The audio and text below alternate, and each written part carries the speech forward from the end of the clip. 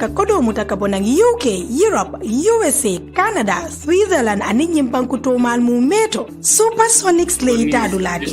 Anada di masangi jama Gambia banko kan ise kodo tano le ibe dawo da birin katon fokoina andum batati je. Hade batati je ise kodo tano le ka bonang bantala banko to birin UK, Europe, USA, Canada, Switzerland ani nyimbanku to mal mu beto na doku sone yata atariata akoita andung allanna yata. Gambia banko kan Supersonics le dinkiral siyata katambinyin to mal mu meti. Supersonics be banku tan sabani nani le to fota findu bankol to. Dung ila Google Play Store to wala ila Apple App sign ye Supersonics la money transfer app o download. Porque ifa munafang na service olla.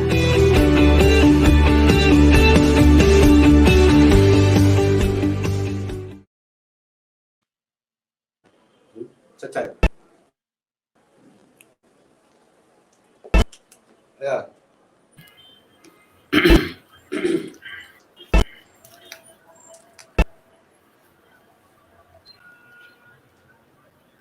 What is happening?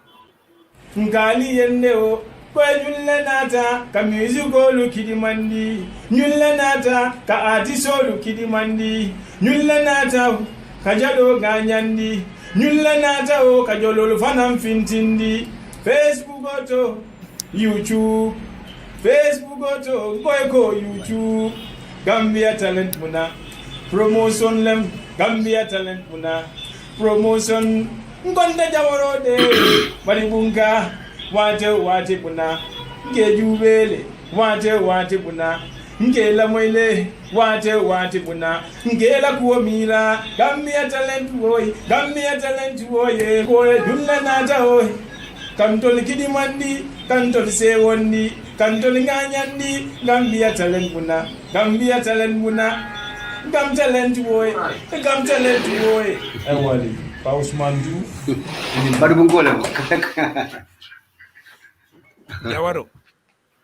Good evening and welcome to yet another edition of the ShowBiz in Focus. I am your host KALILU BANJA, and tonight I have three distinguished guests from all over the world, I can say. We have Singateh, all the way from Norway, and MUHAMMED, the PRO of the Gambian Music Union, and MODOU SARR, my president, the president of the Musicians Union of the Gambia. They will join me tonight on this platform to discuss about the developments taking place in the music sector of the Gambia. My guests, welcome to the show. Thank you, KALILU. Mr. Banja, Professor. Assalamu alaikum, welcome. Thank you so much for inviting us here. Okay, so you are all calling me Professor. You are the reason why we are here to start a conversation with regards to the music sector of the Gambia, and it's important that we begin with MODOU SARR. MODOU, welcome to the show. Tell us who you are, and as the president of the Music Union of the Gambia, what are some of your plans?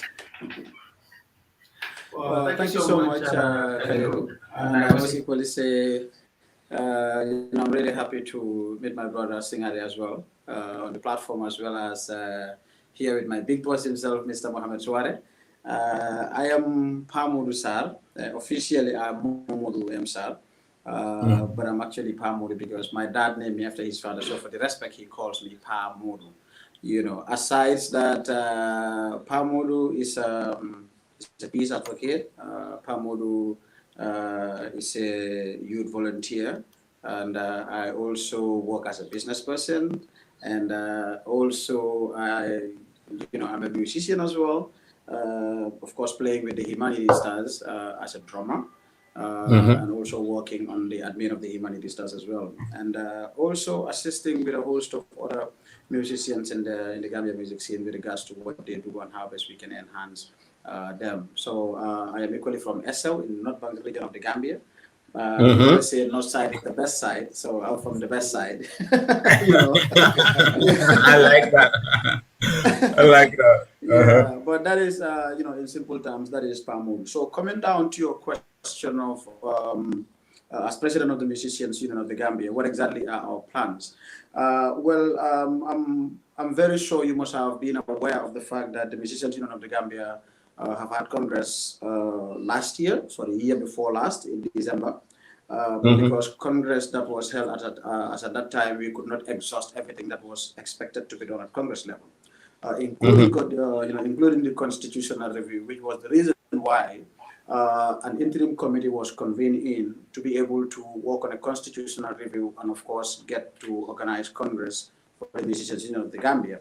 And, we had a mandate for 3 months to be able to do that, of course, with the leadership of Jibo Balake at the time, who was, the chairperson of the, the interim committee, of course, Jibo Balake, Lizzie, Ali Cham, of course, ENC, and so on. So from there, then we had a roadmap to get to constitutional review and, of course, to get to Congress, which was a very, very tough and rough road.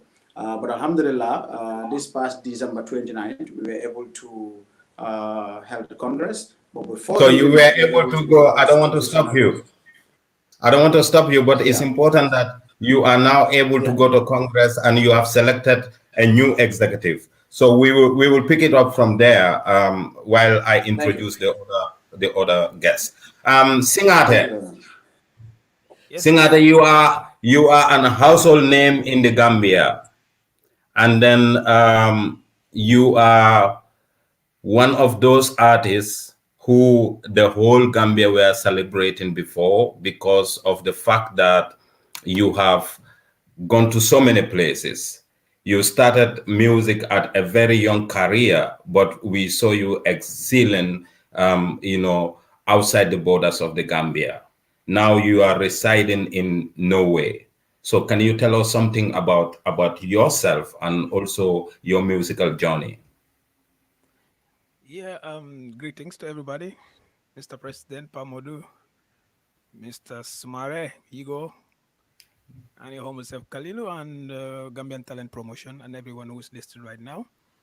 As you said, we are not the founder, but we also played our part along the road.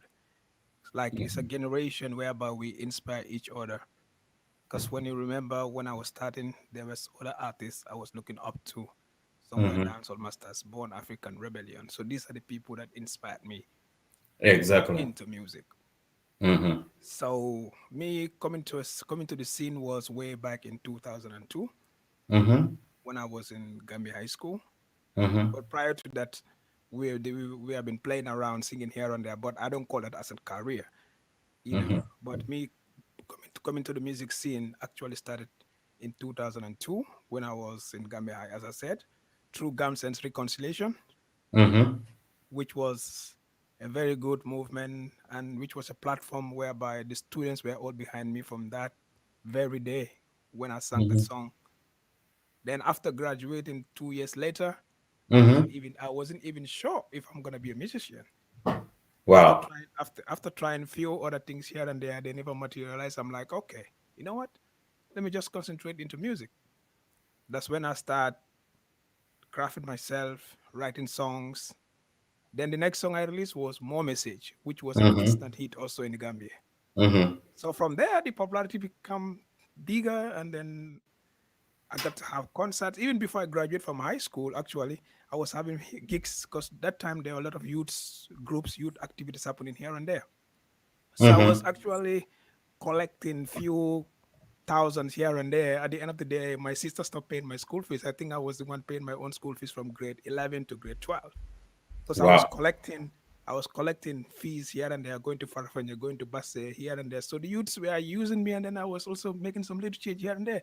So from there, I'm like, okay, let me just continue as an artist. And then my mom, it was kind of difficult because she was thinking that maybe if you are from a certain family, especially on the side of my dad, who is very religious, the whole Fladu knew him. And then I was named after one of the most pious imam in the whole of Gambia. Imam turned into a musician. That's why up to today, when I meet with Hassan Jallo, the justice minister, he keep calling me daddy. So you are singing, because they were not expecting that. They were thinking I'm going to take the same road as their dad. But this is what God decided, No, but I think if I could remember, we're going to make this interactive. If I could remember, you were talking to a data around the Sarahule areas, around Basse. I was a ustad. That's why everyone was surprised. They took me out from school when I was in grade 3, 4, I don't know, something like that. Okay. They sent me purposely to Jeddah in Senegal. So they sent me there to learn the Quran. To learn the Quran. But if they knew, they would have left me where I was. So I went there. I spent a couple of years there where I was studying the Quran. I was studying the Hadith. I was studying fiqh. I was studying Tawheed. So I know so many other things. But when I came back, I didn't know how I turned to be a musician. That I don't know. Because purposely, my dad was very close to the Imam that I was named after. So they were thinking that maybe I should follow this footstep of the Imam. But suddenly, I turned to be something different. Okay, in a positive way. In a positive way. We will come to that. I have to introduce my manager, Mohammed Sumareh. The whole Gambia knows me with him. He's one guy who inspired me a lot. We have done so many things together. So Mohammed Sumareh is the program relation officer of the Gambia, PRO. Mohammed, can you tell us something about yourself? Thank you very much. KALILU, my name is Mohammed Sumareh. From Basse, and I work as a civil servant. And at the same time, I work in the creative arts industry as a music manager, an event planner, a country coordinator of API, that's the African Arts Peace Initiative, a movement which is in almost 42 countries in Africa. And I'm part of the co-founders of the Musician Union of the Gambia with you. We are part of the task force committee to come with the concept of the Musician Union with Selemelo and Ibrahima. And I'm a founder with you, with IDFI of National Female Artists Association in collaboration with Gambia Women's Bureau in NAFA. And I'm a program officer of Mandimori Foundation, Performing Arts and Production Manager. So these are the things I do within the creative sector. And that's it. Yeah, thank you so much, manager. There was a time we went to the studio, so I was recording this funny song, Gambia. I think Singateh, you listened to the song and you told me, oh, it's a hit song. So so we went to a program. They gave us like about $300. So we were coming to Joko. It was around 3 a.m. in the morning, so we had to buy cafe. And I told him, manager, you know what? Now we start eating now because this is our first money. So, of course, Natalia, that's the song. That's the first song. My first artist or manager was Jalinyahaleng Kanute. That was in 2004 when Jalimadu was very young with Mamadou down the group called Askanji. I think I'm part of Askanji. I'm part of people who start organizing luncheons in 2004 on 5 at Manjai Beach. I'm part of the organizing body for Jalinyahaleng Kanute, and Fatuma Jabi, the first lady of Sierra Leone President, he was sponsoring the program with Sambase. So those are the things I do up to now.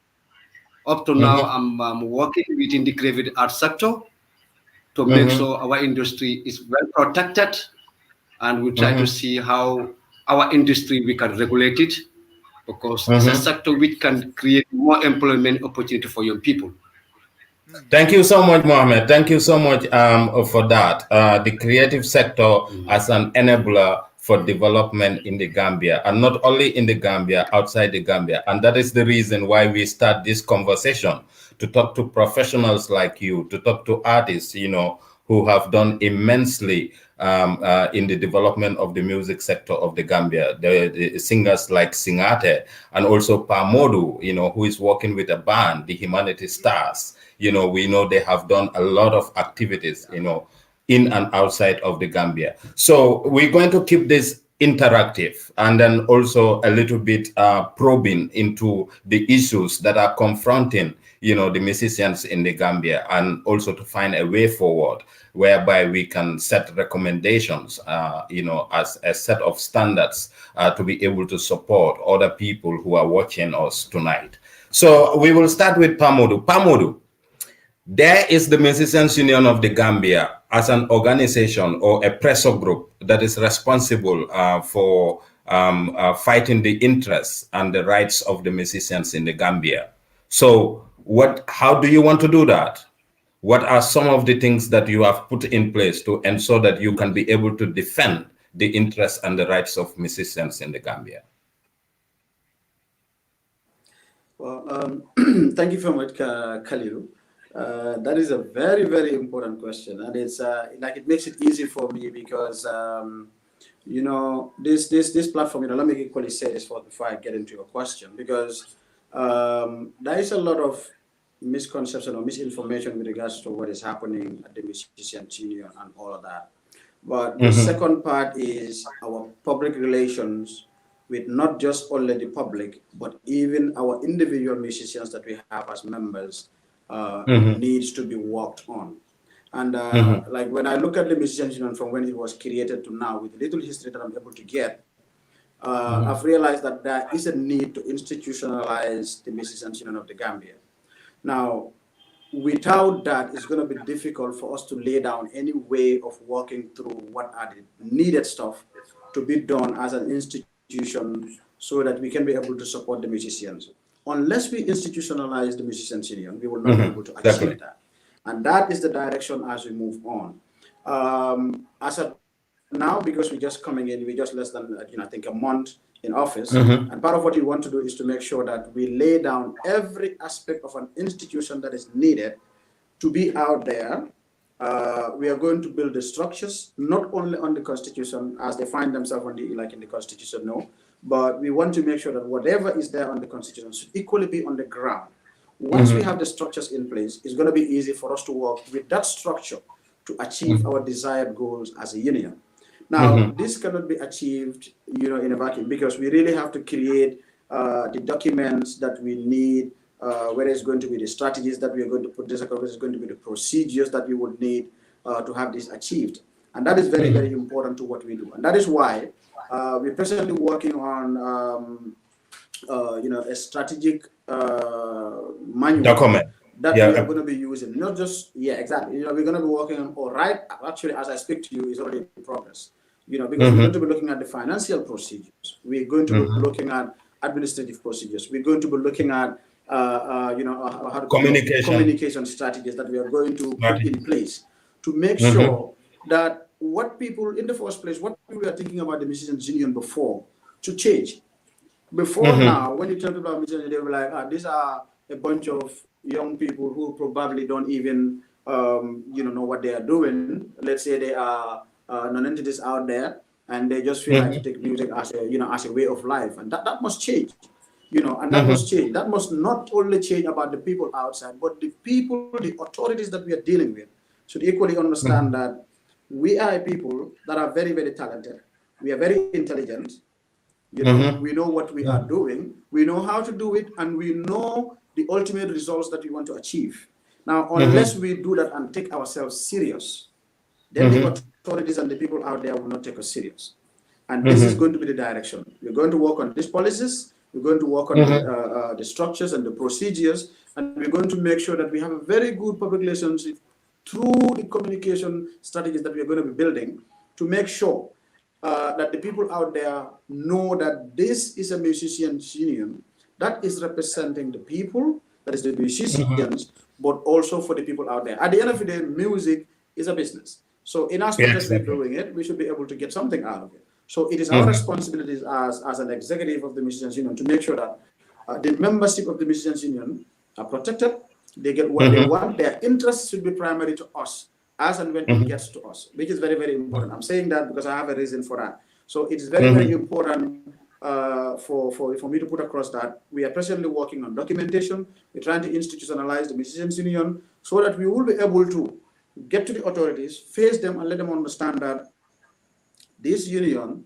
is something that is very, very serious, and it is long overdue please allow me to repeat this. It is long overdue that the musicians of this country are taking serious, and we want to achieve something, and we want to make sure that whatever that we are going to achieve, we are going to do it in consultation with every party that has a role to play in that.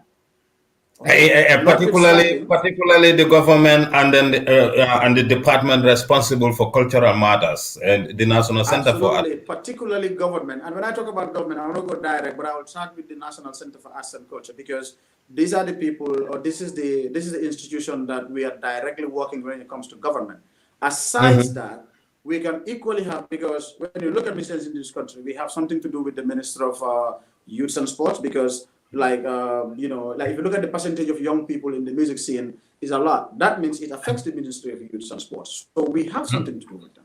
The Ministry of Tourism and Culture, which of course extends on, we come back to National Center for Arts and Culture, and you name it. So definitely this is something that we're really going to be, in fact, the Minister of Justice as well, because at some point you have to remember that, we're going to be getting into things like intellectual properties and all of that. Exactly. And the copyrights and stuff, and that has a lot, to do with regulation laws that are out there. That at some point we need to look at some of the laws that we have, some of the documents that we have as well that affects the musicians of this country, or that affects the artistic associations of this country. Because unless and until we do that, Carl, it's going to be a different situation for for artistic associations in this country. Yeah, well, that is very important, because you are talking about the local instruments which are in the Gambia, particularly with regards to the NCAC Act, which is the Center Act, and also the Copyright Act of the Gambia,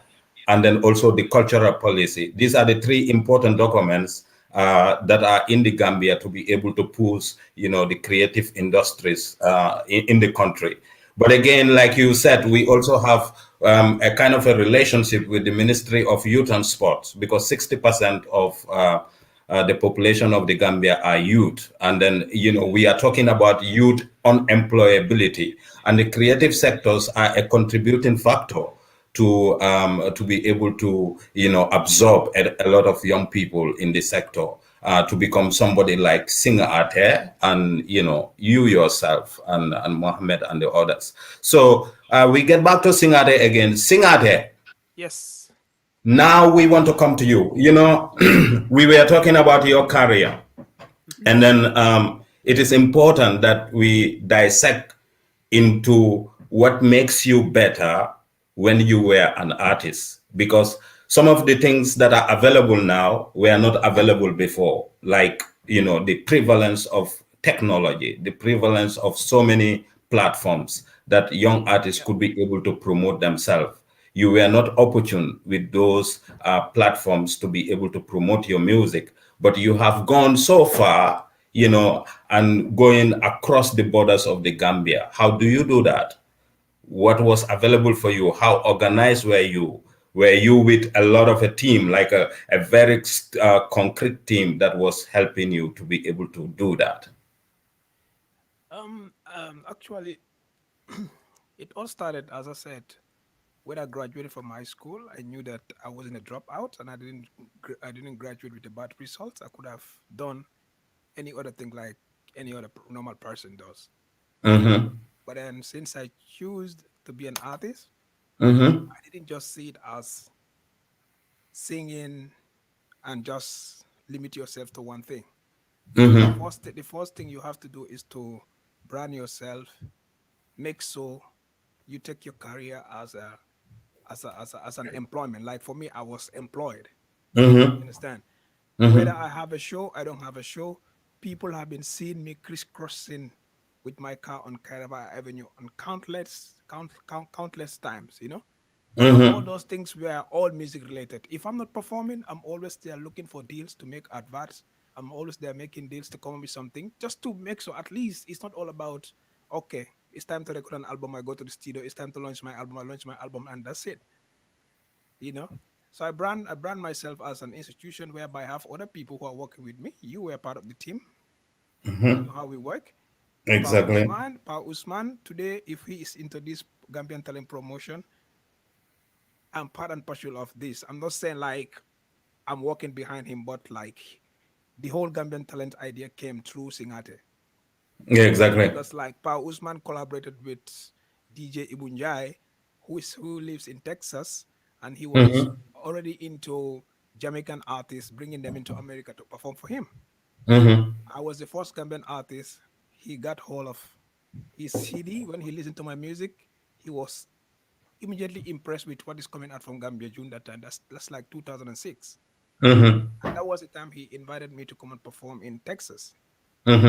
So from there, that's how this whole idea of Watson Gambia came in. This Gambian talent. Gambian talent, yeah. And today a lot of artists are benefiting from it. So it's like before and now there was nothing like Facebook. People who lives in Europe that time from 2006 way down to 2010, there was nothing like back way. You understand? So most people that were in Europe, when I come to perform, that comes to my shows are responsible people with families. It's like an adult crowd. And that has to do with what my first album entails. Sorry, yeah. So it's like it was more or less like having Jalwa Kwete on the Foda Gambia song, having Sambu Suso on the True Friends, having Singateh. So it was more of like positive vibe, you know. So when we get to America, we are able to just print normal CD and sell. We don't have Facebook. We don't have access to that, to be honest. YouTube was there, but we didn't utilize it at that time because of technology and bad internet back home. You understand? I think I get into Facebook in 2008 or 9, if I can remember. Wow. It was like 4 years after my career.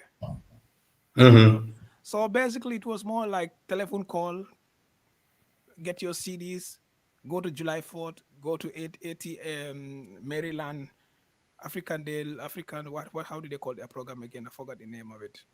Yeah. Liberation Day, something like that. African Liberation Day, okay. Those kind of events. So that's how I get my CDs. Sold in America. Pa Usman can be a witness to this. We spend the whole night printing our own CDs, design our own CDs to sell continuously during that time. So during live concerts. Yes.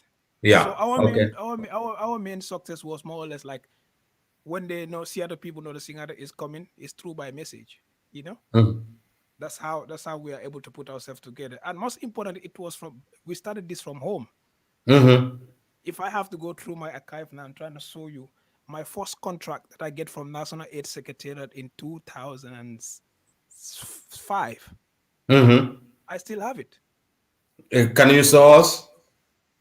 Yeah, maybe evidence, because this is important for the young artists to be able to learn documentations and also, you know, to keep, you know, a press kit. We will talk about that with MUHAMMED SUMAREH, because MUHAMMED is very much into that. Yeah. I have a lot of different contracts here, but just to show you this, like yeah, maybe one or two. This is my first contract with AfriCell. This is like 2008. This is the second contract. This is like this is like 2007. This one. Okay. So it's like I have a bunch of this. Even my posters in 2006 from America, I still have them. Wow. So this was the poster when you were going to America. In America, poster. Yeah. By then it was Freaky Joe. I know, Singateh. Yes. You see that one. All this. This was my first concert when I came from America. This was in Sukuta La Parada.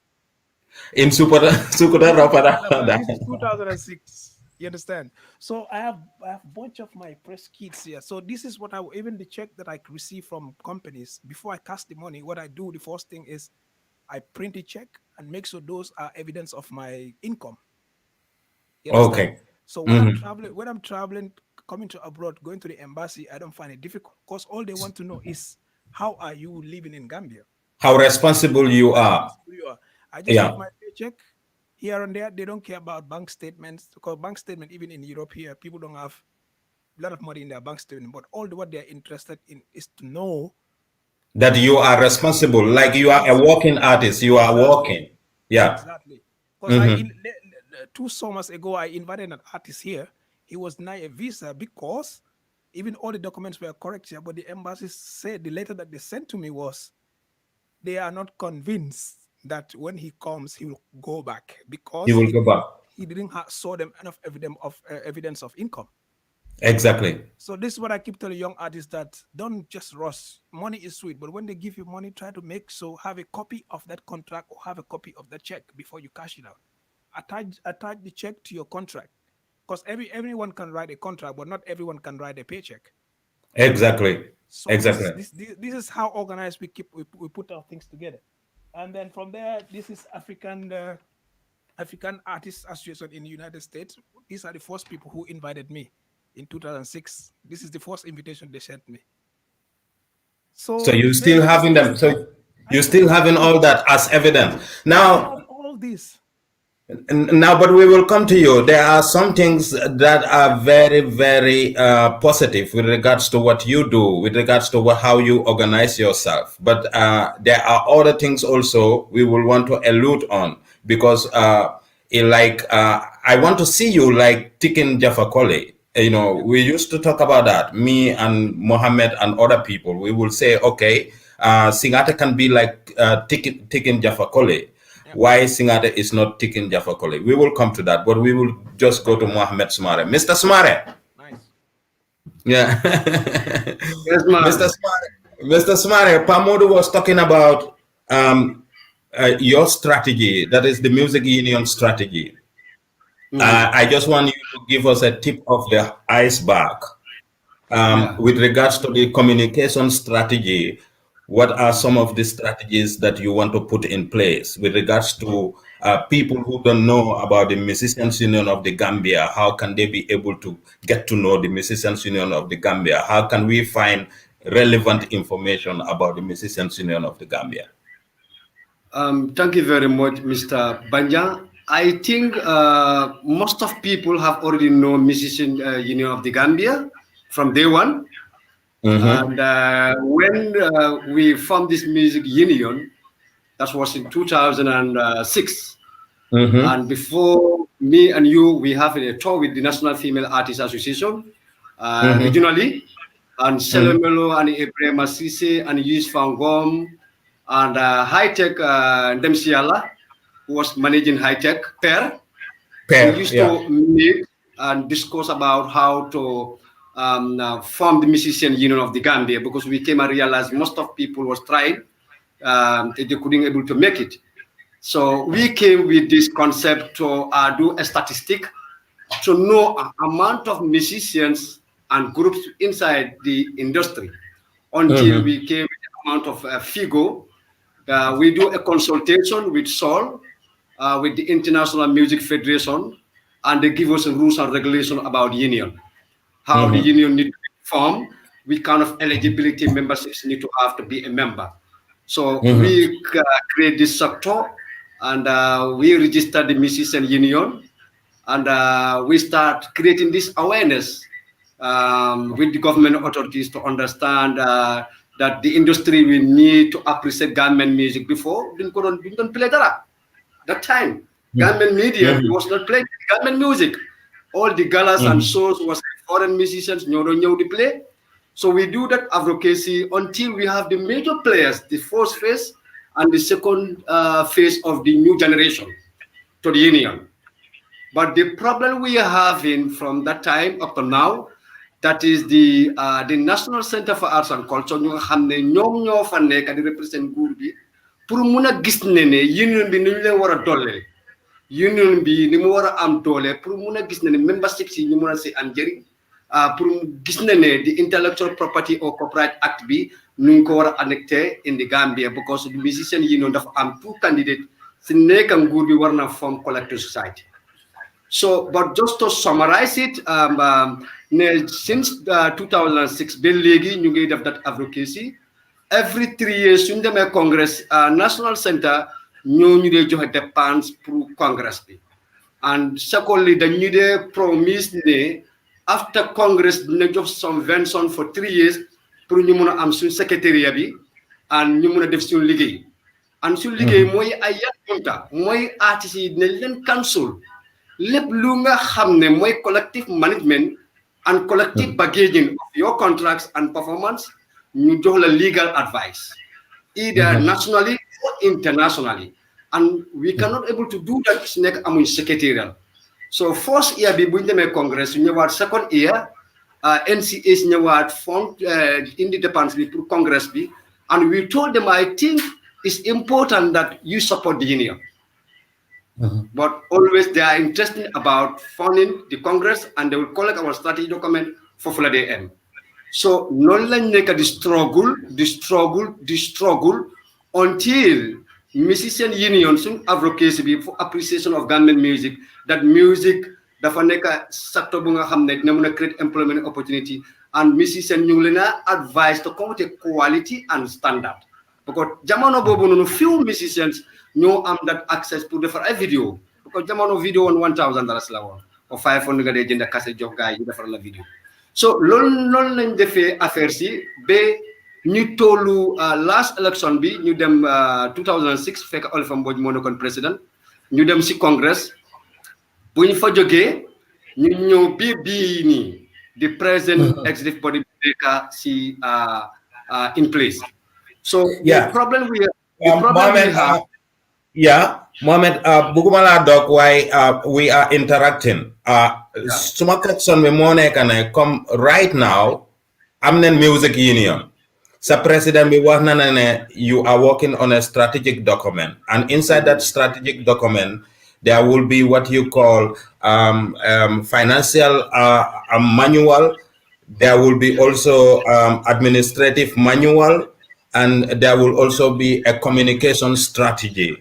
So man, luma fok monega in the communication strategy, because you are the PRO, that is where I want us to discuss about.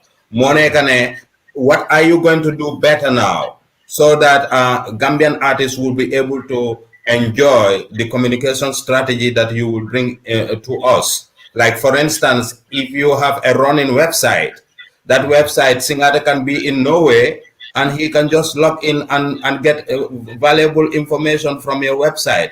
Or are you going to do it like a traditional way? Yeah, something like that. Okay, presently, like we are developing the operational document for 3 years, and these 3 years, dinañ am ay outlets yu nga xam ne Facebook website, dinañ am radio talk shows pour members access to the information of the musician union.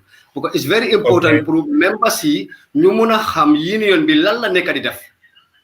Ak yan affiliate lañ nekk di def with the government authorities pour mëna gis ne di mandate bu ñu wara am pour union bi mëna dem ci kanam, ba pare suñu members yi ñu mëna leen protect by the cultural policy ak labor act bi ak intellectual property management bi, ñu mëna ko def ci yoon ba nga xam ne loolu lañ suñu members yi yaakaar ne dinañ ko mëna def pour suñu interest of our artists.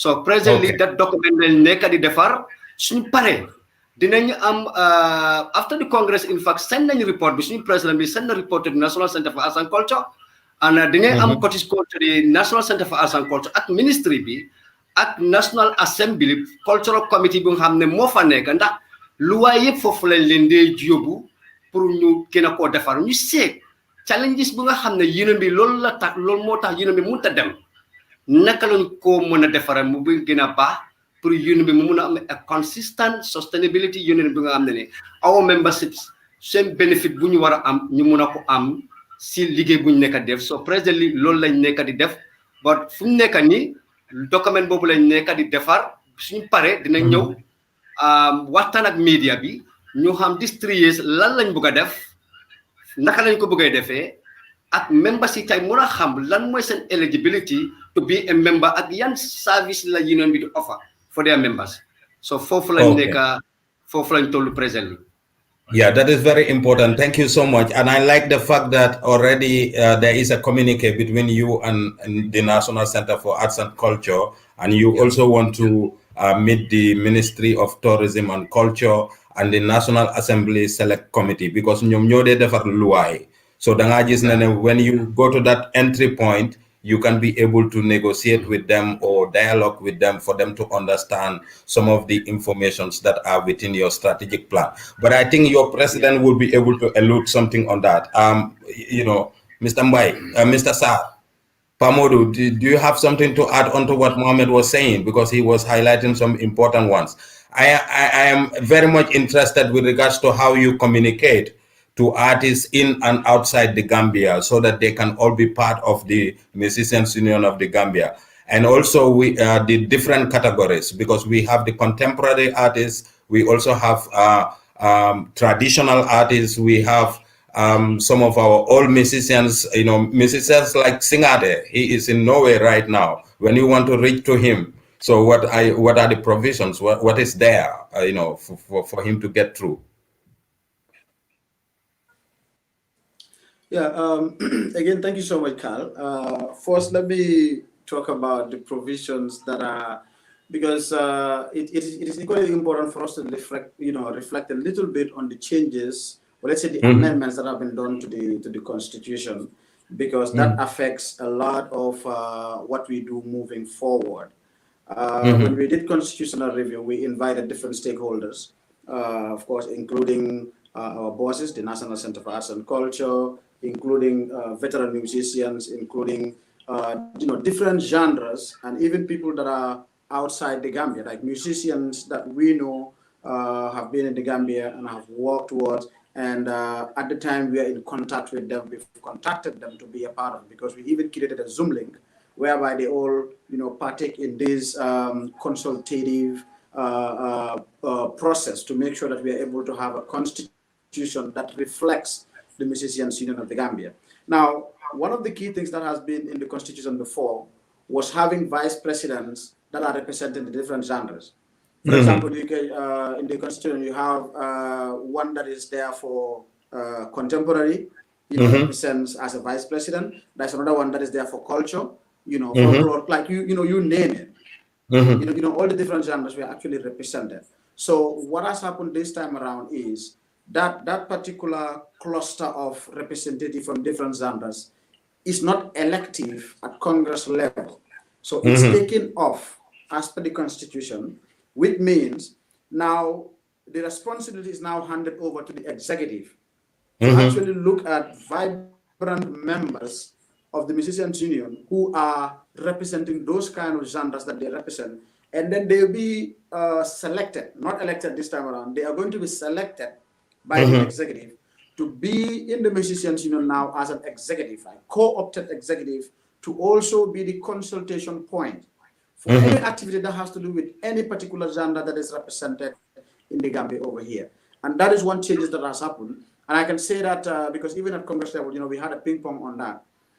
Because some of the people definitely felt that it is important for us to have those different vice presidents representing the different genres, like the cultural side, contemporary, the female artists also. Because at some point we're even thinking of exactly. So, but again, Congress is is a platform whereby people actually work based on majority, like it's a political situation. So definitely, we put it out there, and people looked at it, and we all agreed. And even though some people have reservations of not keeping it, but the majority agreed that let's take it off, and it can now be selective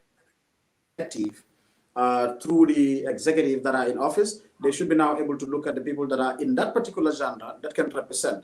In fact, one of the key things that came up was, for example, we are going to allow the different people find themselves within the genre actually select one person that will represent them at the executive of the Musicians Union. Thereby, anything that has to do with the genre that they're dealing with, they'll be the first point of call. So basically, they are like a focal point for a particular, let's say, genre at the Musician. And that is very important for me to put out there. But again, I must equally say that because we are in the process of working on a document and procedures that we will use to be in contact with the rest of the world, and of course to equally have contact with the indigenous Gambian musicians that we find ourselves here, not just over here, but to have it across in all the regions of the country. Because one of the things equally that we are actually changing, or that has actually changed in the Constitution, is we had regional coordinators that were actually elective at Congress level.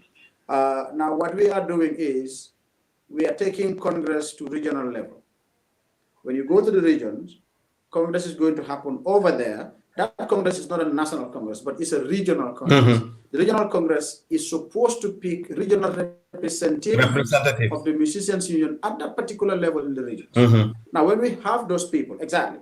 Now, when those people are elected, now they are going to be a part of the general executive of the Musicians Union. Let me equally say that there is central executive, but there's also general executive. Exactly. So the regional coordinators will find themselves in the general executive, which is the same place that we're going to have the representative of different genres that are a part of the. So, Pamodu, you are telling us.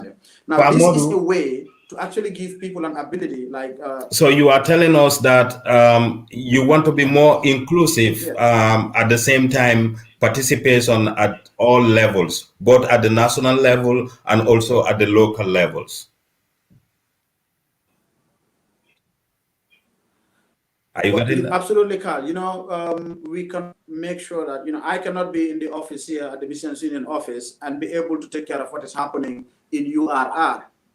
We need to have people that are out there that knows the geographical region, that knows the indigenous artists that are around it, or the musicians that are in that end. Whereby whenever we need something out there, we will make sure that we contact those people. They're going to be our focal point for every other thing. But we're equally going to make sure that anything that they are doing, they're in consultation with the, with the authorities on the ground. Because, like the Wolof, they will say, kula dugal slumo def, so elege, so then nangam dula fale. That is the hard part. So we want to make sure all the authorities, the regional governors, the area council representative, or the the mayors, all of these people have a stake to play in this. And that is why we're going to make sure we're going to create, more of a committee in the regions. And in that committee, we're definitely going to co-opt, for example, the regional governor to be a part of that committee. So that whenever we need something in the regions, we already have the blessing of the alcalde of the region. And that is no person but the governor or the, the mayor of that particular place. And this is going to be the direction moving. So for the diaspora, because, for example, Singateh that we have right now, is all the way in Norway, and we are in contact with a lot of other artists, Dr. Shaka, from the Born Africans, like a lot of them. So it is important. In fact, in the Constitution, again, let me equally say we have provision to be able to look at diaspora representatives of the Musicians Union. The diaspora is a big place, which means people from different areas. We can have, for example, in Europe, we can have 2-3 representative for the Musicians Union. And let's say in America, in North America, we can have some. For example, in Canada, we can have some. In North America, that is USA, we can equally have. So Asia, we don't really mind anywhere that we can find someone that is interested in being a part of the Musicians Union of the Gambia, whether you're a national or not a national. We really want to make sure that you're part of this. Because at the end of the day, the Musicians Union is open to everyone else. We have provision for people that are Gambians. We have provision for people that are not Gambians. In as much as you are here and you are, like, you share the same vision and mission with us as a, as a people that want to make sure that every individual Gambian musician that is represented out there is actually getting what exactly they deserve at all levels. Okay. All right. Thank you. Thank you, Pamodu. I think that is what we're going to be doing moving on. Thank you, Pamodu, so much. I think your network is going and coming, so we will regulate that before we come back to you. But it's very interesting that you are involving, and at the same time you want everyone to participate. And I am seeing that because the communications reaching me by far is very, very important, and we like the fact that that is also happening. Someone is saying here, Uncle Badu, but the diaspora musicians are already members of local unions. Uncle Badu is Uncle Badu, thank you so much for that. But again, can I just respond to that quickly? Yeah, I think Singateh also want to respond to that. Singateh. Uncle Badu, God bless you. You give it to Mr. President. Okay. Uncle Badu has been someone that I've been in contact with from the time that we were at the Constitutional Review Committee up till now, and he has been very, very instrumental in advising, and giving us heads up what needs to be done, and even strategies that we can look at a holistic way of working in the Musicians Union that represents, whereby everybody else can see part and parcel of the union. And just like he mentioned, the diaspora musicians. Exactly. So already, by virtue of the fact that we are working with a document that is governing us, which is the Constitution, there is allocation in that Constitution to say, even as you are not in the Gambia, but you are outside the Gambia, you can still be a member of the Musicians Union so far as you are Gambian and you are, where you are, you're actually representing the Gambia out there. Exactly. To be honest, you're representing yourself partly, you know, but for the most part, you're representing the Gambia as a country. Because Singateh will go and play in a particular. What is even happening, Pamodu? I want to share something for you with you. What is actually happening is that there is no problem with multiple registrations. Now, you have seen it. There are people who are holding Gambian passport, and at the same time they have access in other countries. So it doesn't really matter. Multiple registration is not a problem. The most important thing is that the Musicians Union of the Gambia is a member of the International Music Federation. So that is just the end of everything, you know. So you can be able to correspond with your members anywhere they are in the world, and at the same time you can correspond also with the International Music Federation to let them know that some of your members are within this particular country, and that is important. But let's go back to Singateh. Singateh, you know, Singateh, I was telling you that what could you have made better if 2005 will be today? What would you have done better? Because you know, for me, I am seeing you like the Tikin Jaffa Koli of the Gambia when you were starting with reggae music before you even have influence into hip hop music. You know, the more message that you were talking about, you know, that was like a national anthem, you know. So a lot of people relate themselves to that song because the lyrics were very powerful and the music was also good. So we were expecting to see Singateh with a band, like with a band from the Gambia and representing the Gambia outside. And I think that would have been a niche that you would have created to be able to maintain that position into the music, into the global music scene. So what could you have done better? Yeah, talking about the band, which was something I could have done, as you said. Even though now that a lot of the young people like Humanity Band, I know MODOU, when they were starting, when I was doing my music, they were still playing as Red Cross Band. I know them from long time, you know. So talking about the band that time, as you know, like I traveled a few times, not with a band, but with one or two individual here and there. But that time, the traveling wasn't so easy that time compared to today. Like before, when you go there as a mission, like most of us, like the youths, when we travel, we tend to stay. It's just now that things have changed, that when the youths come to Europe, they go back. You understand? And that time too, there were not a lot of bands compared to today. You understand? There were bands like people like Badu.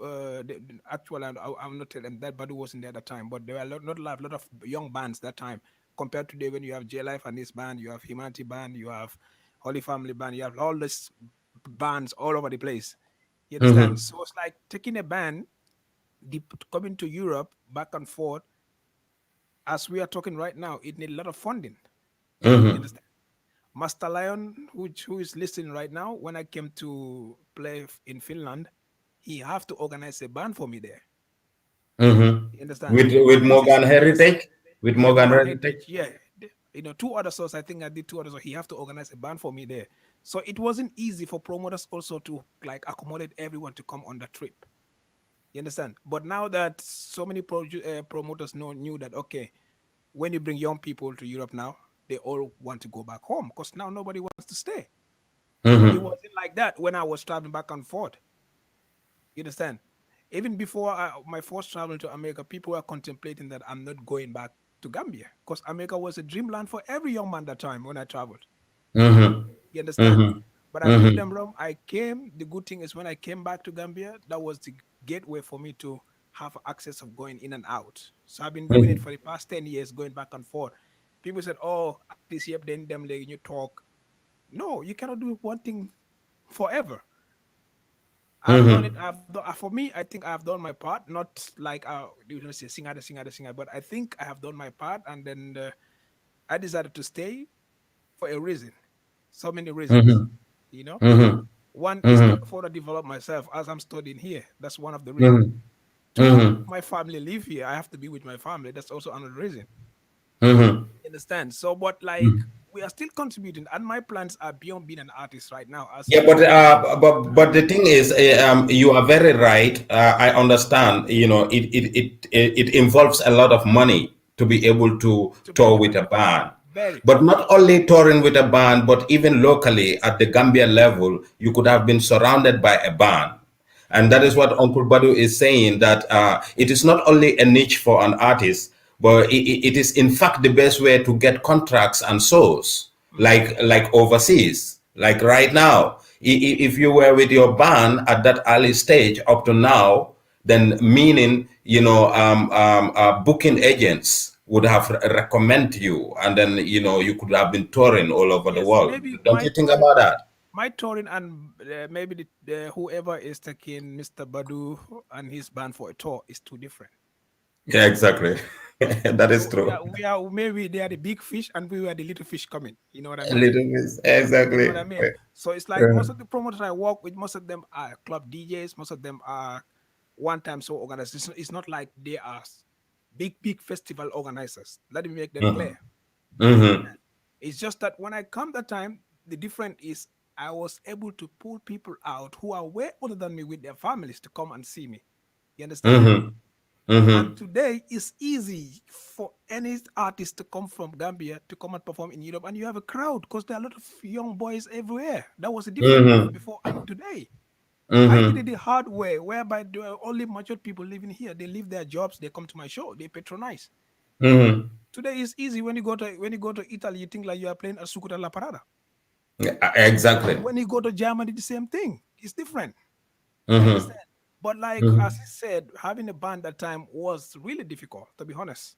You understand? Even my first traveling to America, I supposed to take my band, but the embassy, he told me that you, young man, I've been seeing you on the newspapers.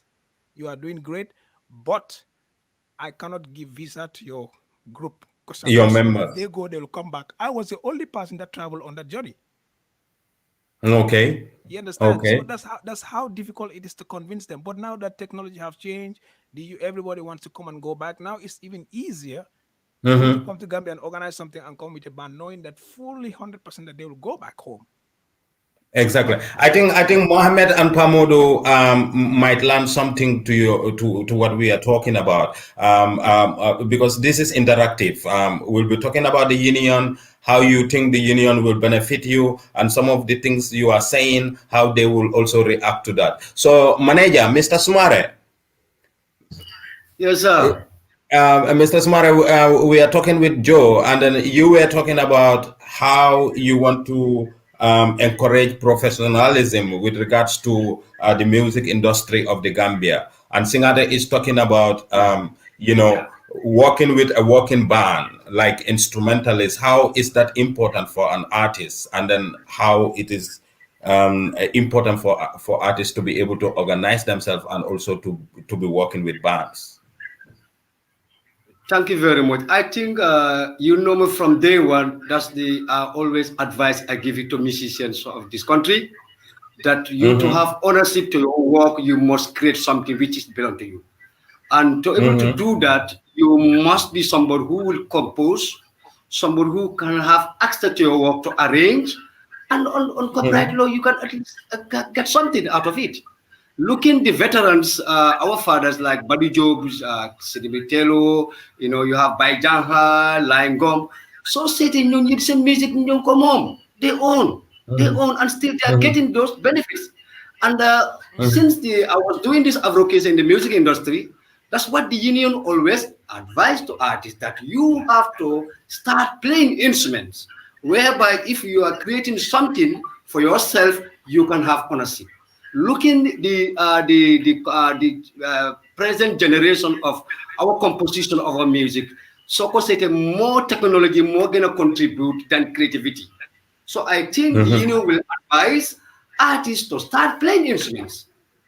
It's very important because copyright law, intellectual property, if you went and register your work, kan moko liggéey, kan moko compose, kan moko arrange.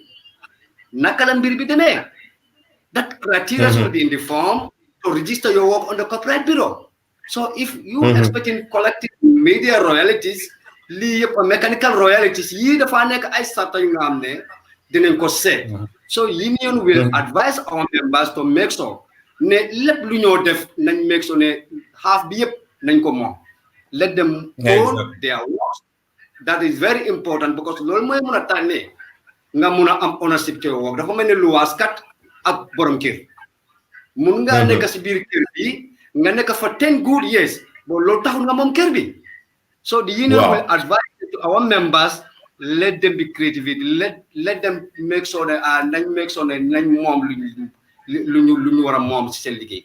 So c'était ben tay nga compare ñom Badi Job ak presently still competition bi mun nga wax ne ben tay sen music is in the system because lu gaay di fente yep ak lu gaay di wo yep still that's the generation loolu lañ nekk di face.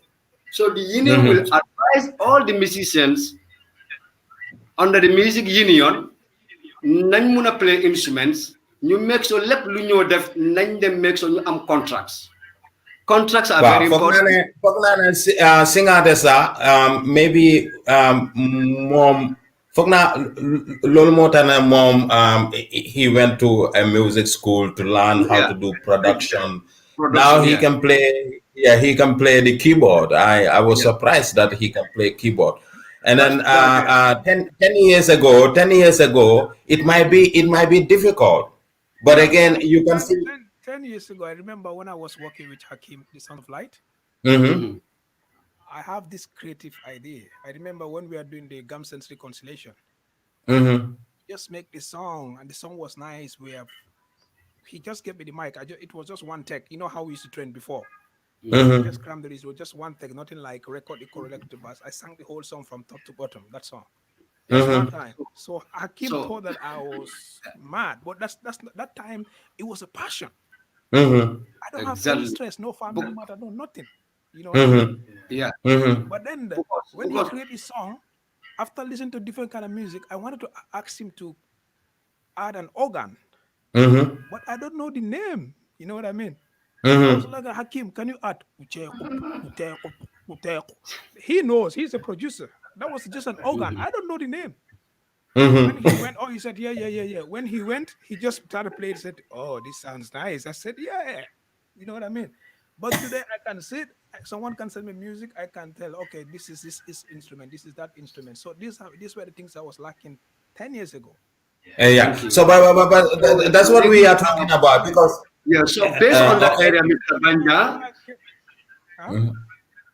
So when I came to Norway here, the first thing I did is I'm not here to stay permanent. Like as you said, like my family is not here, and I keep telling them I'm planning to go back home myself.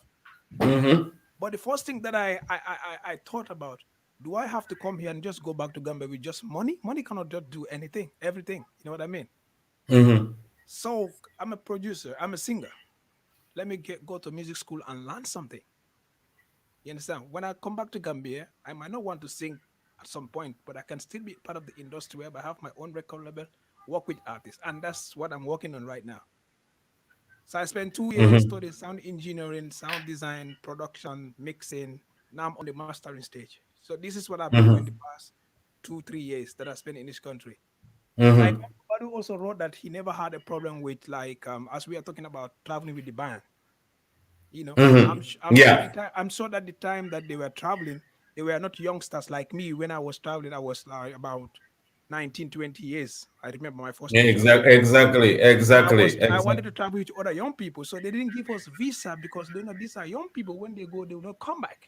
No, but you already said also the way you were organized, like some of the responsibilities that were in your hand, you were able to present that at the embassies. If you don't go to the embassies with evidence, they cannot give you visa. Yeah, that's what I said. Yes. That's what I want to clarify with Uncle Badu here.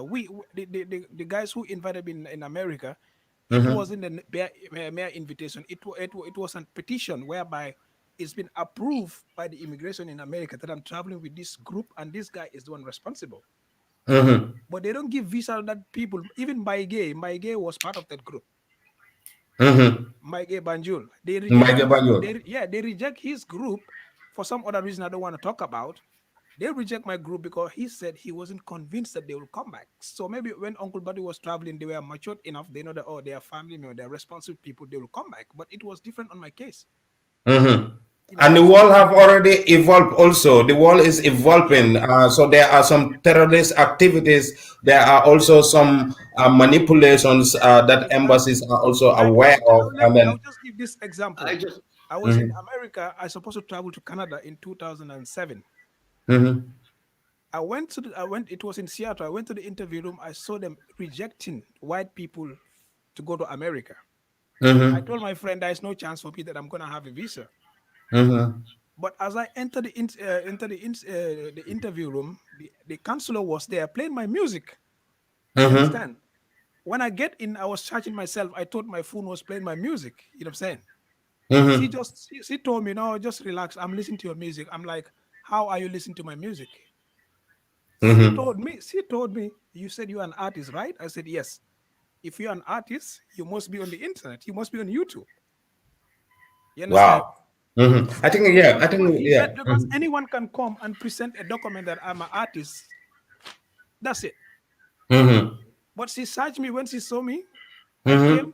She just asked me, what are you going to do in Canada? I told him this and this and this. Go and sit down. I'll give you a visa. I was like, what? So this is how powerful we are. Yeah. It all has to do with organizing yourself. Because when she saw my papers in front of her desk, she didn't doubt anything. She just have to check online to see if it is true or not. Or not true. Yeah. Yeah. So I keep telling artists, make sure you put yourself together. Don't just think about they give you money, spend it. Documents are more important than the money. You know, I don't need all these documents today. I don't need them, but I want to keep them for my legacy. I want to keep them. If my daughter want to be a musician, I said, this is what your dad did, just to keep them. You know, so that's the whole idea. Okay. Pamodu, do you have something to react to that? Because we are receiving a lot of comments here. Music technology, many artists don't know it still now, and it's important for them to know the keys in music. That is Lamin Toure, Master Lion. I stole his keyboard. Yeah, you stole his keyboard. Kim Pata is saying, yo. I didn't steal it. You can also... I went to perform for him. I saw the big keyboard. I'm like, Master, okay, you paid me for performing for you. I'm going to give half of the money to you and you give me this keyboard because I'm having a studio. He gave it to me. So now I compose my own music. I compose for other artists. I mix for other artists. I master for other artists. And I think he's right that we all have to learn the technology part of it. It makes things easier. Yeah. So Master Lion is arguing that Kim Pata is arguing that yo can also produce your own songs without knowing to play instrument. Yeah, well, with technology, that is happening. But again, the quality, that's what we are talking about. Pamodo, do you have anything to react to the discussion that is taking place? Yes, I just wanted to just add on a little bit to what my brother Singateh has said. And, let me quickly say, Singateh, we have actually followed since we were going to school, and he has been one of those people that whenever his song plays on Furals, I'm sure you remember Furals, Kala. Yeah. Fural, yeah. Fural, yeah. So,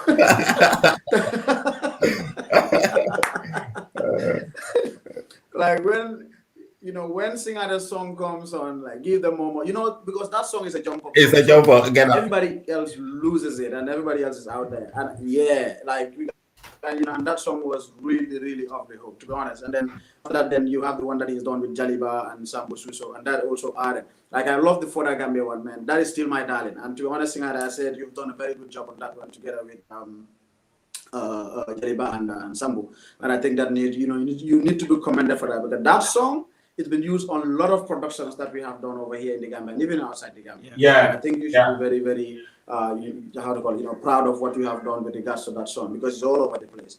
I just wanted to make a comment with regards to the part you talked about when it comes to musicians that are leaving the Gambia and heading out to go and want to have performances outside, whether you are invited or you want to venture in it yourself as a musician. To be able to, get the international scene and all of that. I think one thing that you mentioned that I'm going to reiterate, because a lot of artists go to the embassies and then they get rejected.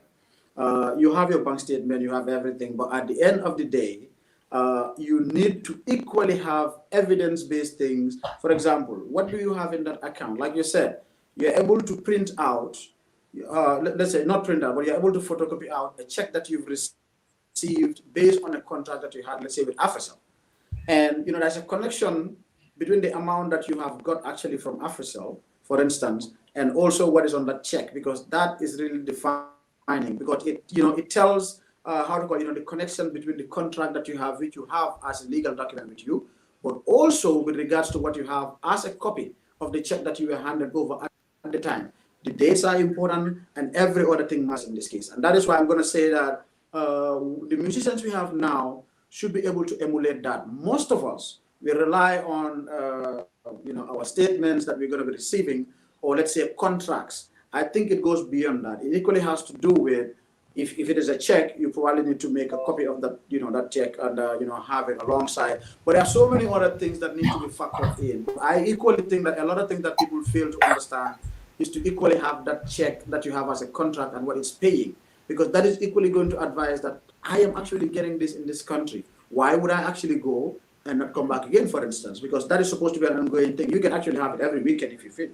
You know what I mean? Every Saturday you can actually play, or every month you can have that kind of money, like a fat check that will actually serve you probably for the next maybe 6 months, or depending on the amount that you're receiving. So I just wanted to add that I think it's important that musicians will be able to do a thorough check on all the items, have a checklist of everything that you need, and it's important to also go to the website of that particular embassy to look at the things that you really need to have before you can actually get a visa, as they put it, like let's say a criteria that you need to be able to get that. I'm sure once you have that, it's not going to be hard to be able to, because if Joe could actually leave this country at the age of 2021 to go out there and have a tour across the world, a lot of artists are out here. I'm sure they could do the same thing. But again, it has to do with getting yourself on the right footing and getting the materials, and of course, let's say the evidence-based materials that you need to be able to give you the visa. Because it's just crazy, but when you're asking, you need to give the person that you're asking what he or she wants to be able to access. And I think that's where the bottom line is. Thank you very much. Yeah, someone is saying there is real talent in the Gambia. The music union have to organize and centralize to support and uplift the musicians, build more music school, board for instrumental players and singers, producers, and creators. I think that is the bottom line. That is the bottom line. But this is the question where we also need the engagement of the government of the Gambia to be able to take the creative sector as a serious sector, as a contributing factor to the economic development of the country. Because Singateh cannot come up with 5 million or 15 million Gambian dollars to be able to build an academy of music. He can do that, but again, it's going to be tiresome. If the government can be able to support in that area, that will also be very important. Maybe Uncle Badu can argue that when they were learning music, government was not supporting them, but again, we have the police ban during that time. We also have the army ban. Most of the Gambian old musicians were learning through those people. And we also have traditional homes of the griots where people can be able to learn music. So, Singateh, thank you so much for that insight. MODOU, like as the Musicians Union of the Gambia, what are some of the relationships that you want to build with the government? Because like I always say it, there is no subvention that is coming from the government of the Gambia to be able to support the Musicians Union of the Gambia. And if you look at the cultural policy of the Gambia, there is a section that talks about a revolving fund for artists to be able to have financial support to do their projects. How do you want to negotiate with the government, or how do you want to start a conversation with the government to be able to give a kind of a subvention to the Musicians Union of the Gambia so that you can be able to achieve some of your plans of actions? Well, thank you very much, Carl. I think this is where we have just coming in as the new executive, we have a direction. The direction is, how do we actually institutionalize ourselves to be independent?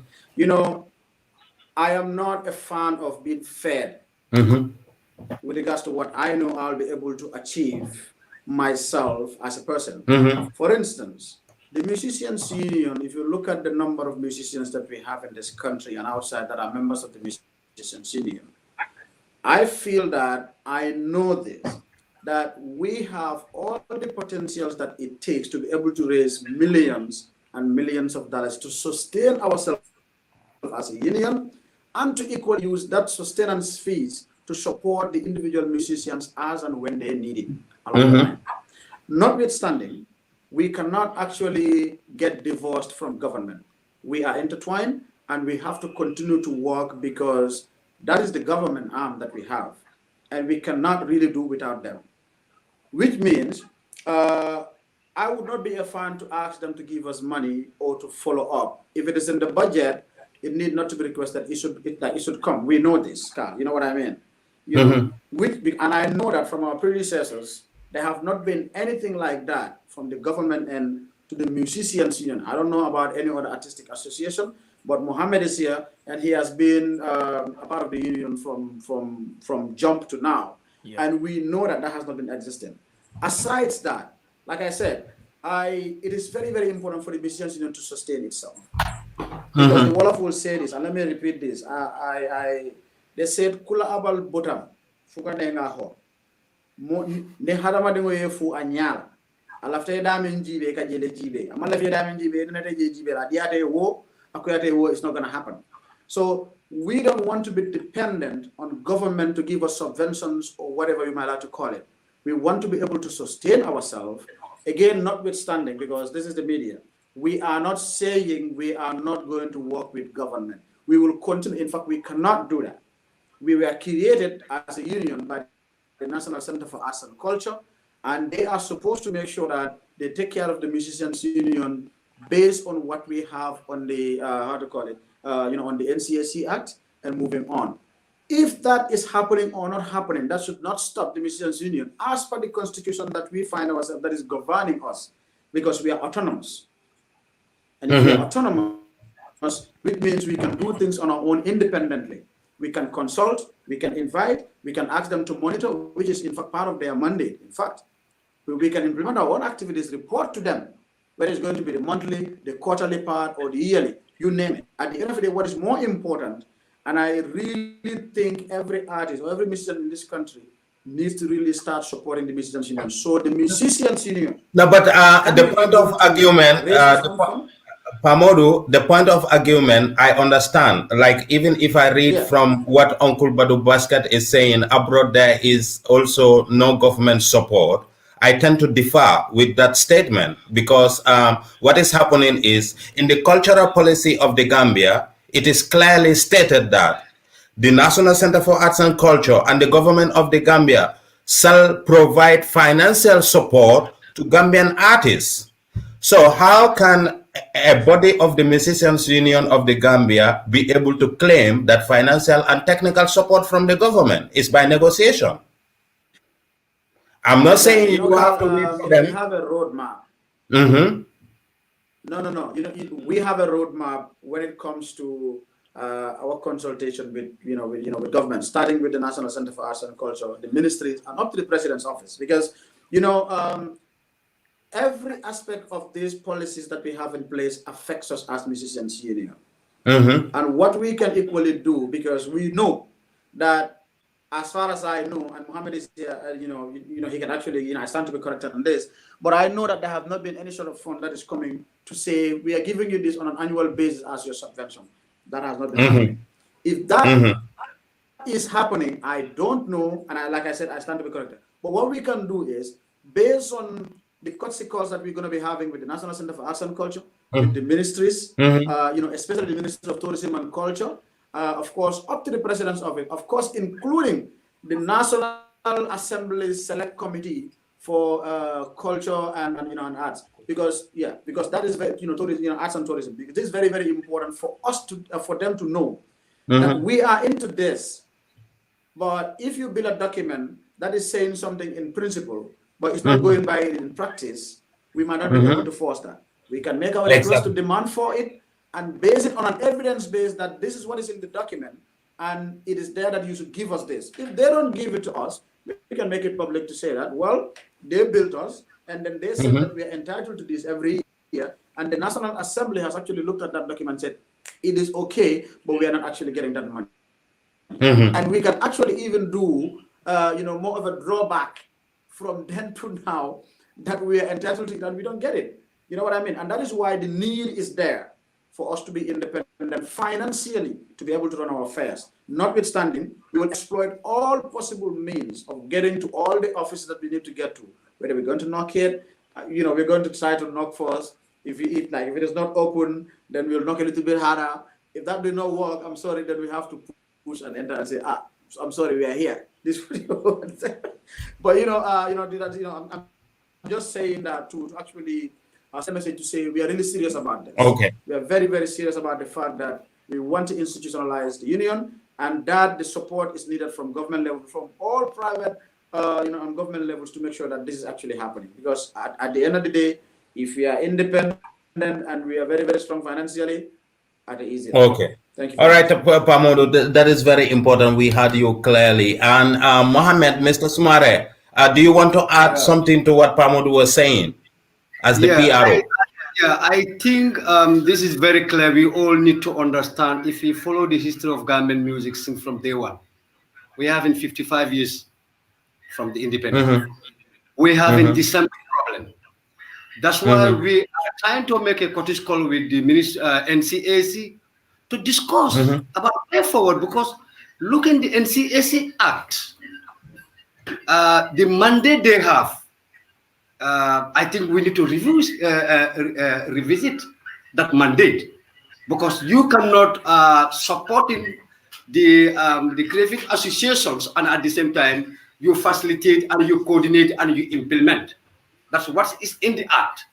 So we need to review that to make sure the power of the various artistic associations, they release that power to those various associations to operate.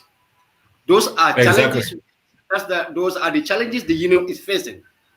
That's number one. That's why we want to discuss with the NCAs and the Cultural Committee at the National Assembly, because Society Unicasi Committee at the National Assembly, they are not artisticology or musicology.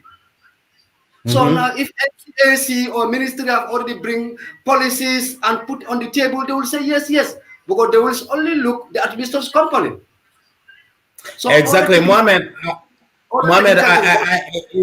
Mohammed, that is very important. You highlighted something that is very important, because we have a National Assembly Select Committee on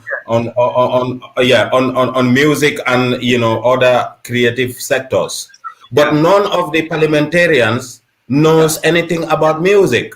They don't have they have no music knowledge. So when NCAC,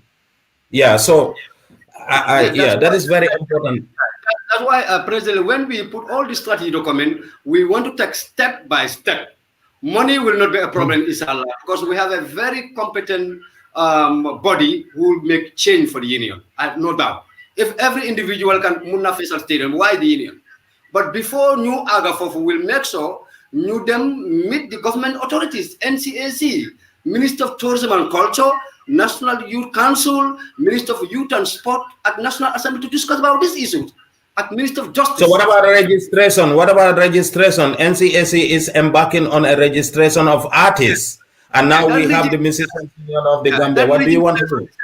That registration is I can say, it's a conflict of interest, because I don't have any problem that NCAC to collect a data from the various artistic associations, or if they register, you have to make sure certain percentage is going to the other artistic association. You understand that you empower them technically, financially, because 6 years back, Yugnan bill at the National Assembly, they want to support Gambian artists technically, financially. When you promoters in this foreign artists in Gambia, performance guide dev, you will pay a tax. You call that a performance operational lancing. But can you musa japale fee in terms of producing your album? In a national center, then let's this amount of percentage, or you want to do your original tour, this is the amount of percentage. So all this information we gather for 12 years, We are sharing this information with the interim, with the present executive body, and we have people who are ready for change. We'll make sure we go and use these steps until ñu aga fu ñu war a aga ñu xam ne Gambia loi bu ñu signé si AU ak EU ak WIPO ARIPO, I can call them sometimes it's just a fake, because you cannot sign all these treaties and the creative sector is dying. This is sad. It's not benefiting from them. It's not benefiting. Thank you so much, Mohammed. Mohammed, thank you so much. I have picked 2 or 3 things that you have said, which are very, very important with regards to the instruments that are available in the Gambia, and then they are not enforced, and which is impeding on the cultural or the creative sectors of the Gambia. So we go back to Singateh. Yes, we are getting hot. This is the place where we have to talk about everything, so that we can get to the bottom of the truth. And as we were talking about you and how you were able to develop your music career and up to where you are now. So we have learned to the fact that you are a producer.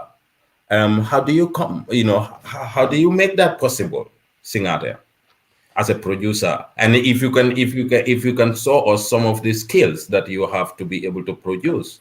KALILU, everything's for me, I don't know, but things just happen just like that, because production wasn't part of my plans.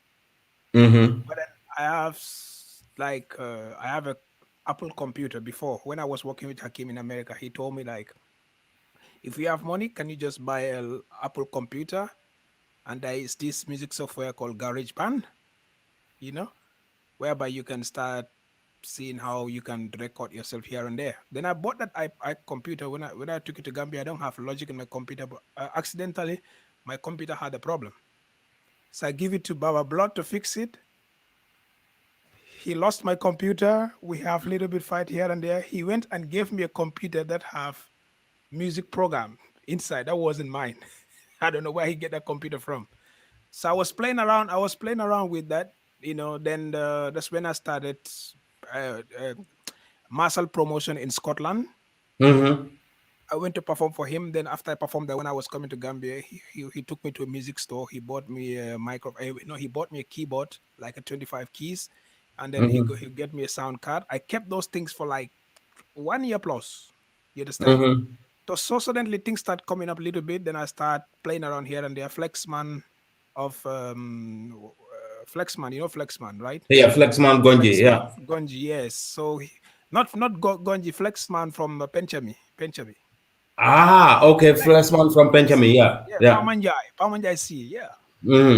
So he was helping me along with that. That's why I started everything. Then before I left Gambia, I was actually recording vocals. I don't know anything about music theory. I don't play nothing. I didn't know about keys. I don't know nothing. I was just doing vocal recording. That's what I was doing. Then I start mixing. I think I mixed Mighty Joe, his old album, one of his best album, Baby Bull the Joy. I mixed that for him, ENC, and a couple of other artists. I was just doing it for fun. I wasn't getting paid, but I was practicing. You understand? Then from there on, when I moved here, I was doing the same thing. Then after I learned the language here, then I decided to look for a school where I can learn. And then I was lucky to have one of the school called Nurov in here in Norway. It's called Nurov of School of Science and Technology. They have music, they have cinema, they have IT, whatever you want to learn, as long as it's science, you can enroll. Understand? So that's where I spent 2 years there. Then I was supposed to take my 3rd year, which is supposed to be my bachelor because of this COVID-19. I don't want to travel outside Norway because I'm supposed to do that in Wales at the university, but I don't want to leave Norway because right now things are tough, So that's when I stopped. That course for now, and then from there, I decided to learn like Uncle Badu is just writing right now. I use different programs. At the school, they use only Cubase and Pro Tools. That's compulsory. You have to use that if you want to pass your exams. But I use Logic, which is my favorite DAW. So that's what I use, and that's what I'm specialized most in, and that's what I like using. So when I get into production, KALILU, the first thing I did at the school, they don't force you to learn instrument, but they have a big studio where they have drums, they have guitars, they have synths, they have keyboards. If you have a free time from, because what we are learning more, it was more or less like studio technique, how to construct a studio, how to make a acoustic studio, how to know the difference of all the kind of mics, what they are used, which mic is perfect for which voice, which mic is perfect for which instrument, all those little science, details thing. That's what they were specialized on. You know? So, but the theory part to teach yourself how to play keyboards and that, it's just school. You organize as students, you organize your own little band, you go in there, you do your jam session. You know, that's how I was able to, because I was more into technical side, which was more or less like mixing the master, but not into production. But within 2 years, I was able to learn the keys. Now I do my thing. I know the chords.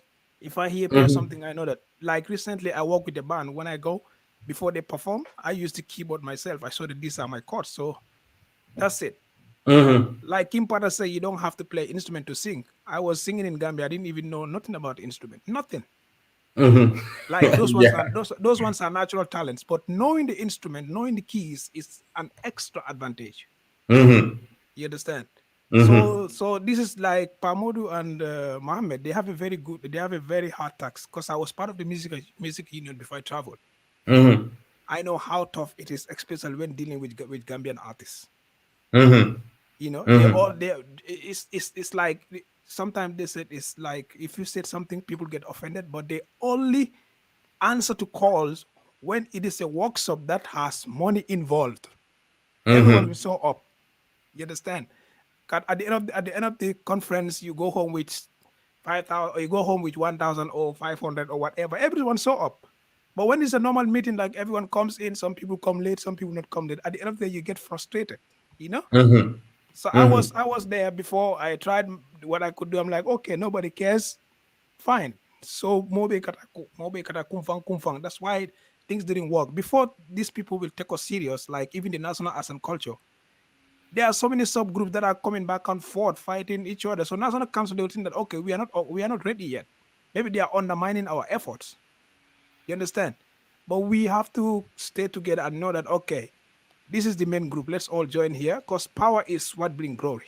When we have a lot of powers, everyone is involved. All the top artists are involved. All the promoters are involved. Even if you organize a press conference, when there's a bump on the front face of the news, even the president will know that, oh, these people are not joking. Exactly. But if you want to follow everyone here and there, meeting, some people show up, some people don't show up. It's a huge tax. And I'm sure MODOU is dedicated and he knows what you're doing. SUMAREH, I know him for a long time. He's been committed, you know, and still I'm surprised he's still doing this. He never give up, you know. so he knows, you know, so it's a hard task, but me getting into production have to be a choice. I just decided, okay, maybe I don't want to sing anymore. I just want to get into production. That's why I don't want to go back to, I don't want to pack my things and go back to Gambia empty-handed. I want to go there at least with a knowledge that I can offer to the industry. So this is the reason I'm studying. Exactly. So Uncle Badu is saying that how can you be a producer when you don't know how to play an instrument? But you cannot even play an instrument. Because his point there, I said this in one group. I told them these things are two different. Like you sitting, as I mentioned earlier on, before when I was in Gambia, I was only doing mixing. I didn't call myself a producer. Okay. Yeah, that's what mixing. Yes. That in that part, I'm just an engineer mixing vocals and those kind of thing. But when I said I'm a producer, that means I'm making music. Exactly. Yes, these are the two different things. But I've seen some artists, people will voice on other people's instrumental and they'll put their tag they are produced by KALILU BANJA when KALILU doesn't even know how they produce that music. You know? So production and sound engineer are two different things. Like you have to learn, you need to know how to play something. Some people are on YouTube, they are making beats, they don't know how to play keyboards, they say it themselves, but they can use the pencil to draw notes. They know where the notes are. Exactly. Exactly. So you might call them producer, but not 100% producer because they are not playing live instrument, but they can create notes with a pencil and make music. Exactly. Yeah. Exactly. So maybe at the end of the show, you will do something. We will see your techniques. But again, I think my boss want to come in. Pa Usman Diouf, I don't know because I am the one to accept you. I don't know where you are. Pa wanted to come in. Pa, where are you? If you are listening to us, Pa, I want to invite you, Pa. Come in. So anyway, Man, let's keep her out of this cycle, please. someone is saying I have to keep her out. Okay, Pa is trying to send me an invite, but I did not see him. So anyway, Singateh, what you were talking about with regards to consolidating efforts to ensure that we build a vibrant music industry or a music union in the Gambia. I think a lot of people were talking about things like this. And, even the music union were saying they want to start a robust registration process whereby both the old and the new generation, the traditional, the folklore, and then, the songwriters, the authors, they can all be part of the Musicians Union of the Gambia. In that way, the more membership drive we have, the more power we become, and then the more united we become. So, Pa MODOU and Mohammed, what do you want to do with regards to that? Yeah. Okay. All right. Thank you so much. So I just wanted to just make a follow-up comment based on what you started talking about, especially when it comes to the select committee of the National Assembly, that we have these people out there. But the problem is they don't actually know the music we are into, the business aspect of it, and let's say the intellectual properties and all of that, like how do they use the law to actually protect us as musicians? These are things that they cannot just sit at the assembly and they know. I think that's where we have a responsibility as well. So I think the Musicians Union of the Gambia or the National Center for Arts and Culture or any other artistic association that is out there should be able to raise a project to train these National Assembly members, the select committee. They need to know the tools that we are using. They need to know what we are into. They need to know the laws that are out there, that should be out there to protect us as musicians. But, if I don't know something and you want me to make a law on that, I'm very ignorant of it. You know what I mean? At the end of the day, I'm not definitely going to do a good job. I'm just going to use my, the little knowledge that I have and I go by it. And I think we have a huge responsibility, to be able to get to these people at the National Assembly, because these are the lawmakers. Let us make them understand every aspect of what we are doing, the legal aspect of it, what kinds of laws we want them to put across for us, and why we put that there. If they have no doubts about that being something that is going to benefit indigenous musicians that are in this country, I'm very, very sure they're going to look at the interests of the people, because that is primarily why they are there, and they should be able to put that across. If you look at some of the tools that we have, like if you look at the NCAC Act, for instance, it is basically talking about the NCAC is supposed to supervise, coordinate, monitor, listen, you cannot be the one doing the job. You cannot monitor yourself as well. You cannot actually, somebody needs to be there to actually serve as guardians and somebody that you should report to. So I think, because this is actually going to be coined down to the issue of the registration. For example, it is okay that the NCAC is having registration of artistic association members from different parts of the country, or let's say different artistic associations. But let me take an example of the Musicians Union.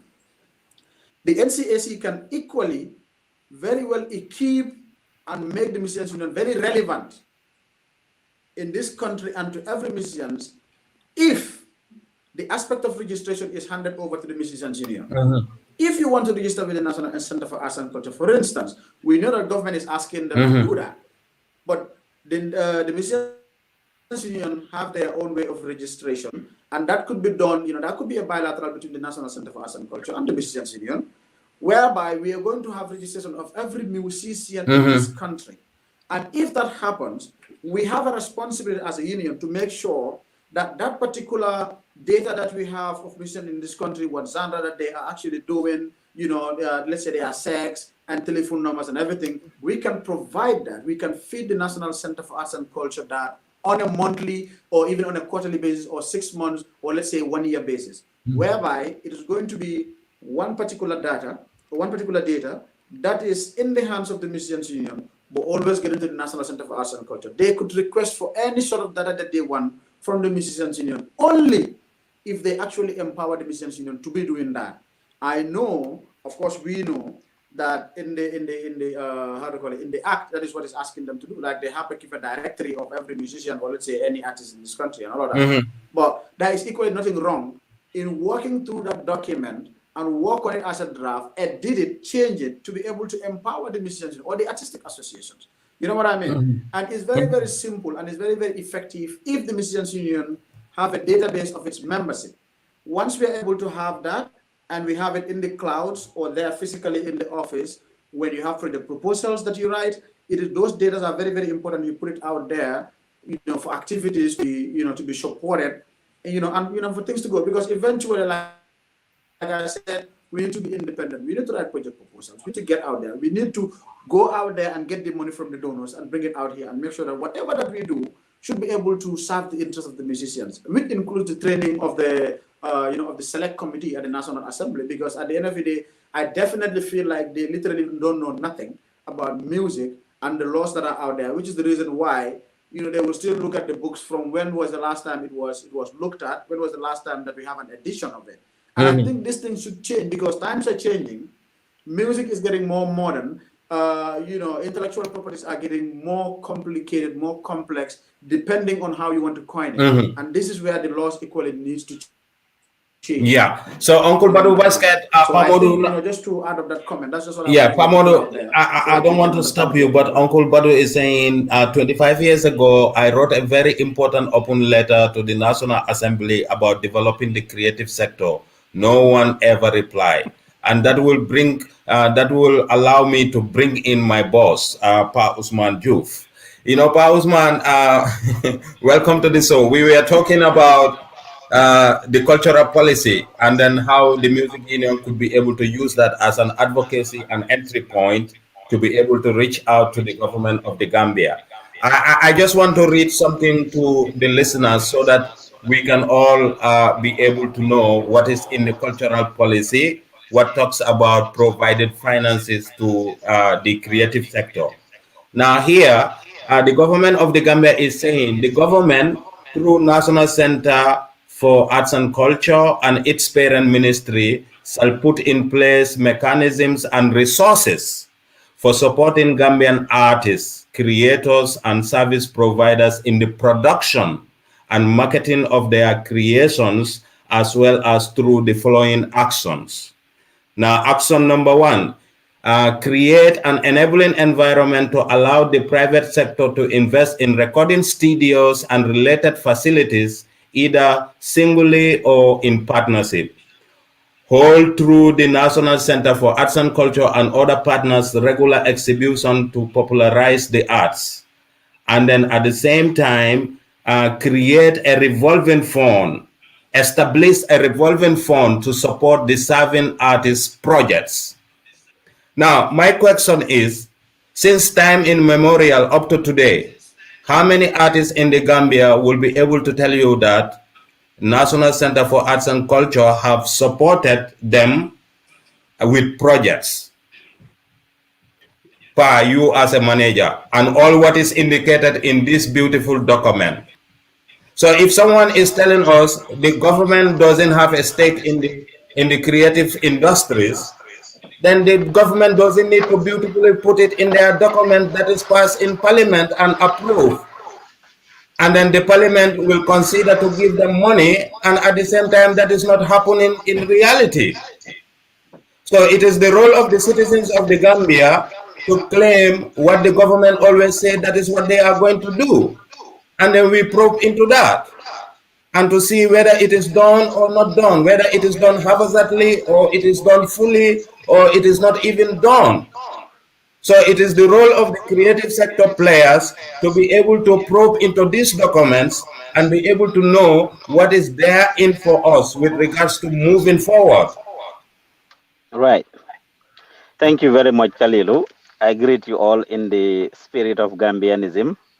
I was driving and I had to pull over. I was following the show and I have a little bit of comment to make on Singateh's deliberation as well as Kalilu and Mr. SUMAREH. But before then, let me start with your question. All the viewers, whether on YouTube or Facebook, all stakeholders and players in the game, I salute you all. This is something that I've always said. Just 2 days ago, I did a live video in which I was talking about the health sector of the Gambia needing to be revamped in its entirety and a complete overhaul and put on a complete overhaul. And I did mention some of the things that you just said. One of the things I said in that video is that Gambia is very good and we Gambians are very good at crafting and drafting policies and writing documents. Exactly. But implementation is always a big challenge. And I was challenging the health ministry and the minister and those in the health ministry. Now here you are bringing up the same issue in the arts and creative sector. It is a fact. Sometimes last year they had a validation workshop, last year or year before last, where all stakeholders were very busy putting together, things and policies that they included in the National Development Plan of the government. The Ministry of Tourism was very, very busy with the NCAC to put together their version, their part, or their contribution that went into the National Development Plan. But at the end of the day, it's left for stakeholders who are involved to now know what the role of the government is, what the responsibility of the government is, and what the government is telling them, and they hold them to account. Now, this is where knowing your position comes in. Seeing MODOU talk, seeing Mr. SUMAREH talk, I am impressed. Seeing you people, you Kalilu, being involved with the Music Union of the Gambia, smart young people who know what they are doing. You should have a clear-cut understanding of what you are getting into. And this was lagging in the Gambian music industry or creative sector. People need to have a clear-cut understanding of what they are getting into. You need to know your responsibilities. Yes, in as much as we are telling government this and that and trying to hold government to account, it starts with us knowing that first we are a pressure group. And a pressure group, as far as I know, hey, you don't get along with government because one, you are holding them to account. Two, it's just like us in the media. We are in the same shoes, Munakian. Government and you will never, or you and government will never get along. And this is just a fact. You will never get along because you are trying to hold them to account. You are trying to get them to do things that they just talk about and are not able to put into reality for the most part. Therefore, you have to have a thorough understanding of your position and situation. Asking them to support us is important, but I want to encourage the music union strongly to know that, okay, government can provide you with funding, but hey, Kula jox ay bot wax la fi nga xolé, and Sheikh Omar did say that to you, Kalilu, when you invited him. The first time you invited Sheikh Omar, this is exactly what he said. Kula jox ay bot wax la fi nga xolé. And they would dictate some of the things that you do. Sheikh Omar moko wax de, not me, but Bati Olaf Njaila. But he said it on the same platform. Moy tax ngeen wara def sen congress ñu ne len defé len ko hotel school def len fi def len fele. Try to be independent. You are all smart young people. You know the development partners of the I don't want to cut you, but it will be interesting for you to know that the music union just told NCAC that they're going to find their own resources to do their congress, and now they have already conducted their congress alone without the NCAC, and now NCAC did not give the music union their 250,000 Gambian dollars, and at the same time they said they don't recognize them because the music union did not involve them because they are per se, they were not the ones coordinating and implementing it. The NCAC has a lot of work to do, and my brother Sheikh Omar, I will challenge him here that he needs to really try to work with stakeholders. You are there working for them. You are getting paid because of these artists, and their interest is very important, and you need to listen to them. You must listen to them, and you must try to work with them, say Omar, and the NCAC. Momu Loko, you are getting paid to serve them. You need to be able to listen to them. a lot of stakeholders have challenges. A few weeks ago, we did the first Gambia National Kora Award. It was the same thing. My partner, Prince Kuyate, who we were working with, was crisscrossing the NCAC and going back and forth. After Hasum Sise answered or endorse or give blessings to some of these things, Sheikh Omar was kind of making it hard according to the information that Prince has conveyed and wanted to demand a few things before they will support it. When people come up with initiatives, you must not kill those initiatives. And as a result, we ended up proceeding with that. At the end of the day, the FANECA like a standoff between the government and these institutions. When people come in, when citizens come, your role is to facilitate and give them the conducive environment. So you la anything much, anything much, but just give us the backing and the blessing as the institution that is responsible on the side of the government to oversee this thing. These are cultural programs. These are things that are capable of bringing revenue to the country. Say Omar must really understand that stakeholders are very important and he needs to listen to them. Neku di len defal ben favor pa MODOU SUMAREH fi ngeen ko jappa fofu la. Fi ngeen ko jappa fofu la. Thank you.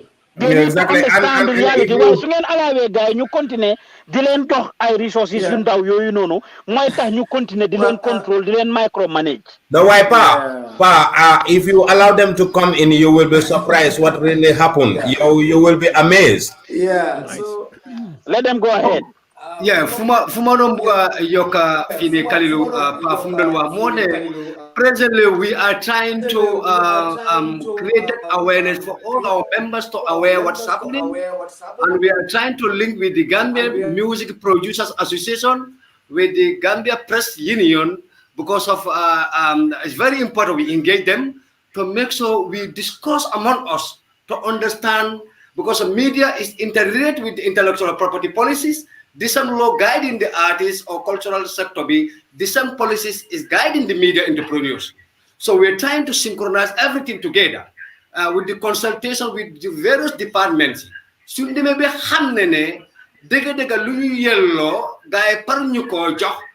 there, we'll know what step we're going to do and engage all the media and all the artists to make sure the changes we need ñu mëna ko achieve within the industry.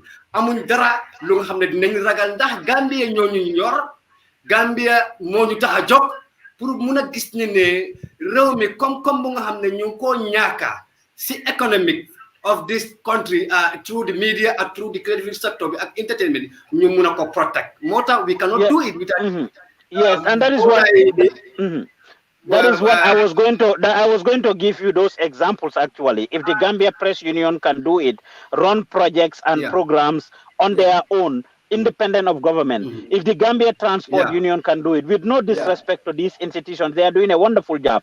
The people running those institutions are not in any way smarter or more intelligent than those of you at the music union.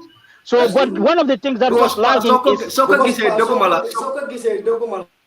Soko gise pa like Gambia Wrestling Federation mullo te combat promoter bi amul lansin yo bore kat mullo bore amulo lansin, and 15 years back wrestling sector bi dafa danon abi ñi ñëwé dañ organiser system ina wul wé bu nga xamné né do nga mëna am lansin nga mëna up that operation. We are trying to make sure all this producer sector bi, the media sector by Gambian Music Producers Association ñu link pour mëna make sure na lepp lu nga xamné production and goods and services la lu nga xamné ñom dañ ko yello ñu mëna fight sur right pour mëna gis né the intellectual property policies ak labor act bi ñu mëna ko safeguard. You know Mr. Sumareh, one key stakeholder in this moy musicians is sen bopa, artists is sen bopa. Exactly. They are very important in this, and you need their backing and involvement. Few years ago, until several years ago, Gambian musicians fi xexante lañ fi nekké won. Ñom ñep lekkante comme doma. Friki joya ngi ni tok di ma xol. Mom ak ñom Oluganda ak same time. Ñom pa ñom Oluganda, ñom jaay bi da Konkara. There was competition between them amongst themselves. Humanity Stars, Pa Omar Diak, Abu Anfafa, a good number of them ñom ñi wé mbalax yépp competition lañ nekk, and in fact ñun suñ boppa gaay jëm nañ ñoo involved in some of those competition on healthy rivalry that they were into. Artists rappers yi ñom Killa Esak, ñom G, all of these people they were into competition. ñom ST. I was very happy a few days ago when I saw Jalimadi Kanute buying some tickets for ST's concert. Last week was the MUHAMMED Empire. Last week was MUHAMMED Empire launching. We were promoting that event and we covered it. I saw all the artists from Nyom Sophia, Nyom Hussein Dada, Nyom Attack, different artists doing videos to endorse this event and support this event and promote it. Unlike jamono ñom Singateh nga xamne Singateh dafa am programme invite Oluganda mu ne du ñew wala Oluganda am programme wala Njaay bi am programme invite Singateh ne du ñew ñuy xexante di lekkante comme iduma ci jamono jooju. So they are now coming together and it's very important. Man dama ko fekkee de li ma wax kenn nettali wut ma ko nako Singateh wedi nako Singateh wedi nako Pa Modou wedi Humanity Stars. Humanity Stars, let me say this, Humanity Stars.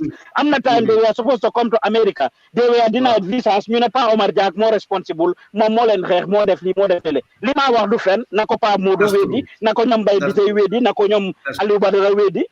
So then you xexante ñomi nen. This is about time that they come together as people. You stop xexante bi and understand it is to their collective interest. Today is ST's program. In a few hours, we will be covering it live and direct. All the artists are on point, on board to support that event.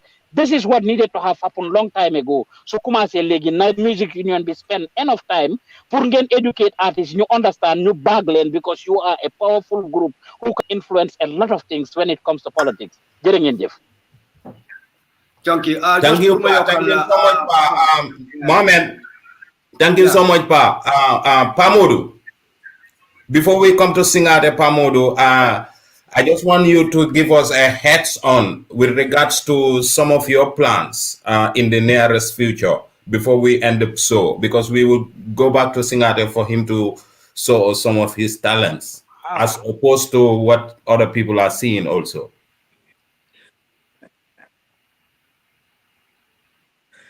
Okay, thank you very much, Carl. Quickly, just before I come to the plans, you basically took the very sensitive stuff over there. I don't call it, I can say it's sensitive, but at some point it's public information that the Musicians Union are supposed to be given $250,000 as an institution from the National Center for Arts and Culture, and that money, as of today, we did not receive yet. Because the idea was when we are able to have access to the accounts of the union, and also that we have conducted Congress, that is there, and then we should be able to access that money. But I must say that from that time of the Constitutional Review Committee, or let's say the interim committee to now, we have had a lot of ping-pongs with the National Center for Arts and Culture, unfortunately, and I think at some point it has been, a way of picking on each other with regards to situation, which has not, I have to say this, which has not been the case from our end, because as a union or as a committee, our responsibility is to make sure we communicate accordingly to the National Center for Arts and Culture about everything that we are doing. When we started it, we've realized that, we've had lapses here and there. And then we decided to keep it very, very formal. That was when we started using our emails, making sure that we send emails, we make follow-up emails when our emails are not, replied to, and so on and so forth. And let me say this: we have added NCAC to every step of the constitutional review to Congress up to where we are today, and it's very unfortunate. I'm going to say this on the air. I'm the president of the mission, and I owe it to the rest of the people out there to understand that we have involved the NCAC in every aspect of what we are doing. We have sent them an information. We have copied them on an email to all stakeholders in this country that we are going to have a constitutional review of the present constitution that we had at the time, which was the reason why Congress, as of December 2019, was cancelled for 2020. If that is the case, NCAC, technically NCAC created the Musicians Union, and they have a huge role to play in that. We have sent an email to Mr. Jallo. We have sent an email to Hasum Sise, and we make sure that they're informed about it. At some point, we were told that there's a particular section of musicians that are aside trying to build up their own musicians union, and then we reached out to those people and said, well, we are told that you guys are having your own faction out here doing something that we are doing, which is duplication of effort. And if you guys are, then we are asking you to join us so we can actually do this and have a a common ground to be able to move forward into this and be able to win. And then they were surprised because they told us categorically that because that is a way forward. Exactly. So we actually did not call NCSC to say, oh no, we now have an agreement that there is no faction around. But I told them, let us do an amalgamation letter. We wrote an amalgamation letter and sent it to NCSC. And on that letter, every member of the outgoing executive of the union at the time signed it. We also signed it as an interim committee to show them that we are now together, so we need that money for Congress. And then that was when we received another information that, well, Sona Jobate and people like Jelbakia, they also have their own faction to organize their own elderly musicians aside. Now, when that happened, we decided to make some consultation, and we realized that at some point that has not been the case. And then we were waiting to receive the $250,000 so we can do Congress and constitutional review, which we were asked to develop a budget for. We developed this budget. When we developed the budget as a draft, we took it to the National Center for Arts and Culture, and we were waiting for the response. It basically took them 2 weeks. We were getting towards December, which was the end of the year, and then we don't really want to get into the year to have this and achieve it as a goal. Otherwise, we would have been dragging by today. And because of that, we've decided amongst ourselves, we've discussed, and we had G, because G was the chairperson of the the interim committee, and then I'm going to say that because this is no more how to call it, silent news is already out there. Then he actually dedicated about $120,000 for us to be able to do constitutional review as well as organize Congress for the Musicians Union. Now, when this happened, now we sent an email to NCSC and told them, you said you're giving us 50,000, and we are going to organize the Congress at the the hotel school. Now we feel like you don't need to choose a date for us, because we are able to choose date for us, and we are able to communicate to our membership. So we will do that on our own. We don't need you to do that. On the part of the money, we are entitled to 250,000. Give us 250,000. And when we did not get that, we write an email and told them, we are going to go ahead and raise our own money to do Congress. But whoever are those that will come in as the new executive, please transfer this 250,000 that was allocated to artistic associations of this country, including the Musicians Union of the Gambia, to our accounts so that work can begin. Whoever the executive is going to be, at the time I didn't even be president. Unfortunately though, we invited them to Congress. They did not come. After that, we did Congress, and we made a report of Congress, and we sent them a report of the Congress to tell them that Congress has transferred, we have done Congress, and these were the people that elected, and this was the process that was used. Okay? Now, if we have done that, we expect a response, at least an acknowledgement of receipt. And I will tell you the truth, from the time that we sent this email up till now, which is almost, Mohammed, I think it's 2 weeks ago now or so, we did not see a response from the NCSC. I'm going to say this on air because I feel like we probably do this. We might not be getting the response and it's very unhealthy that we get here. But if it has to be this way for us to get there, I think it is worth it, and we're going to push it to that direction. If we have sent you an email for over a week or two now, at least acknowledge receipt, because that email that we have sent is carries an information that is supposed to feed you as our first point of call when it comes to government, that this is what we are doing, this is what has happened, this is our new executive, and we are even asking to have a courtesy call. And up till then to now, Billahi, I personally called SOJ, he did not pick. It was one call. I called Hazum, he did not pick, but I later got him. I think 2 times we have been talking in 2 different occasions. And I said, I'm still trying to make a follow-up on the email that we sent, and he said we will reply. Okay, up till then we did not still receive. When did you go to Congress? When did you go to Congress? 250,000. That is. When did you go to Congress? We went to Congress on the 29th of December. 29th of December. 29th of December, and we are in February. We are in February. Right? Case closed. Case closed. Pa Usman, did you hear? Yes. Exactly what Pa MODOU is saying. I'm nodding here because if what Pa MODOU said is what is to go by, then I have hope in the union, because I say this all the time on my different platforms, especially Luther Gambia to them show. We need to learn to communicate and officialize things rather than democratize or going behind making phone calls alone. It's good to have paper trail. And I'm glad that MODOU and his team, from what he said, they are going that route. That is the only way out.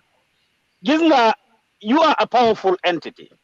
And they have no choice, and I'm saying this, they have no choice but to come to the table with you eventually, especially if you have all these evidences.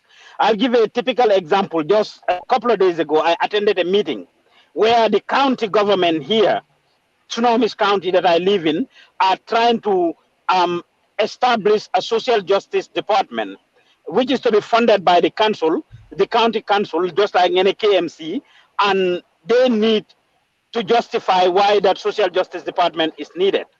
They came to us, the people working there, the non-profits here in the Washington or Snohomish County, to say that we should fill out a survey to tell them why this is needed.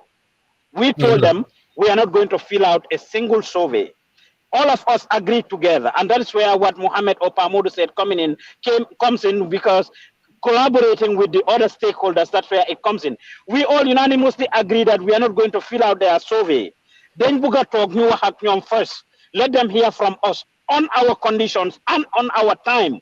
Not nyom time, not nyom indul survey. And this, we are trying to break this issue of the disparities when it comes to racial injustices and the like, because a lot of non-profits that support white-led non-profit organizations here have been supported for the longest. You know by now the BIPAC organization, which is the black and people of color, or indigenous people of color, we have been left behind. So we want them not to just come and give us a paper to fill out and they make decisions on our behalf. We want to be part of that decision-making process. And guess what? As of yesterday, I received an email in which the executive of Snohomish County is actually trying to facilitate this, to sit on the table with us, the black and people of color non-profit organizations. That is just to give you an example to tell you how powerful you can be. So we come together and following up with these efforts. If it gets to the level of the minister, eventually Nyom Tufekene, Sheikh Omar and Hasum are not forthcoming, start dealing with the minister, start writing to the minister and send the minister copies of letters that you have sent to SOJ and Hasum. The minister will take it up with them. If the minister doesn't take it, put pressure on the National Assembly members. Exactly. And go all the way to the presidency. Uncle Badu is saying in other countries, unions will lobby National Assembly members to promote their interests. That is the role of the National Assembly members. Because you are a pressure group. Yeah. You are a pressure group. So from them. My recommendation is till the end of the month. Sugai Tontu, they listen to us. I know they are listening. Sugai Tontu, write to the minister, write to Hamad Ba. If Hamad doesn't respond, write to the and publish these letters. Publish them if you have to. They must learn to understand that public vignol and fatek, and this is something very common in departments, government departments or civil servants thinking they are doing people a favor.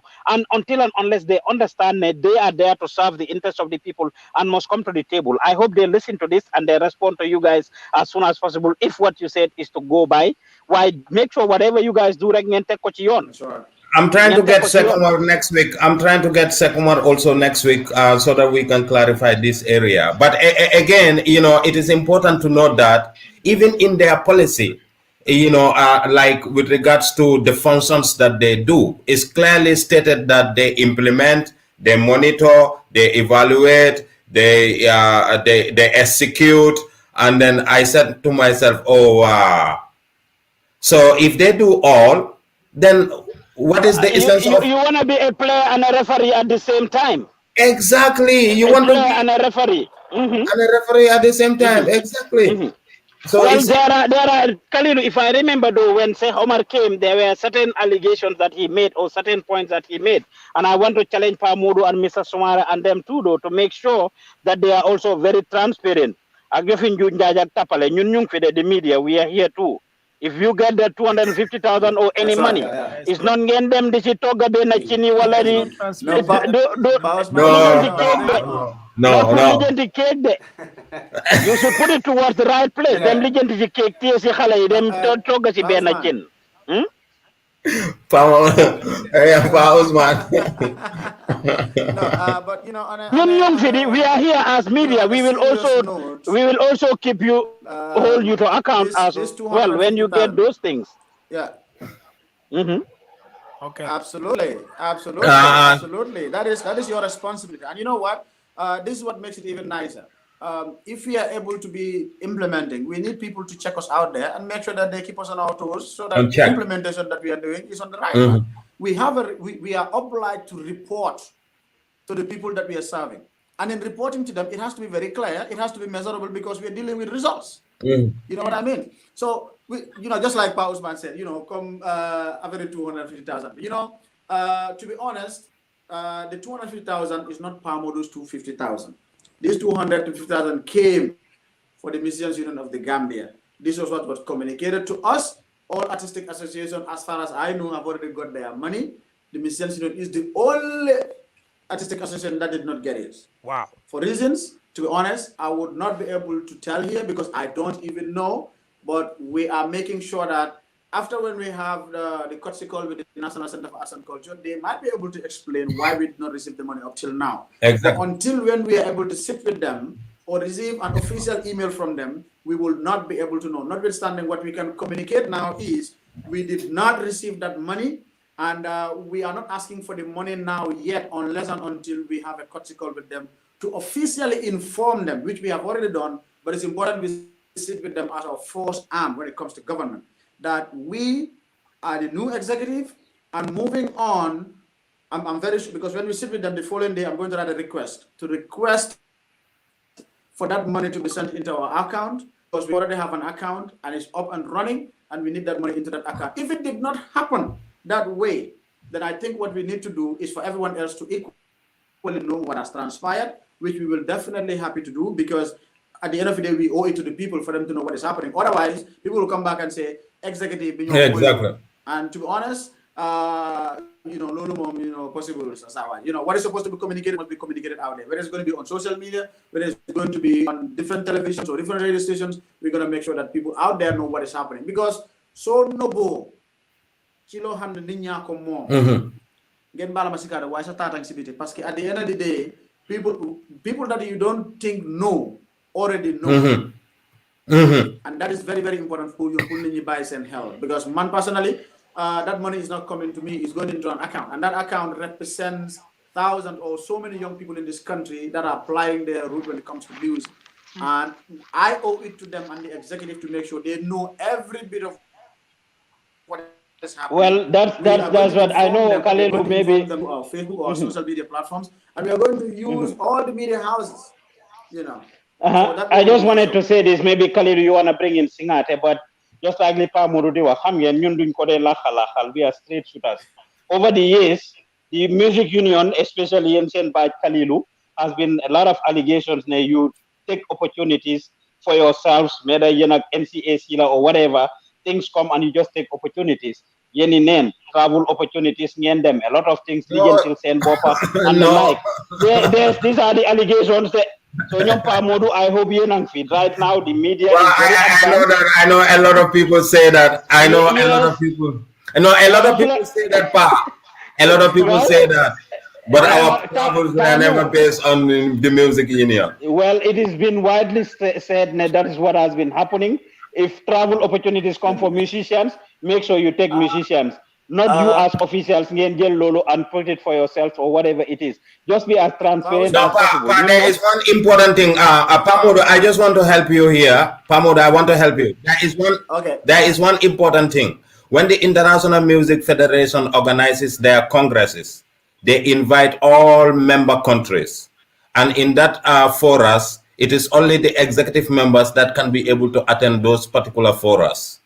But if it is like a kind of a concert, like they want to do in a particular country, then musicians have to represent that particular country. So that shouldn't be a problem. People should be able to understand that. The executive...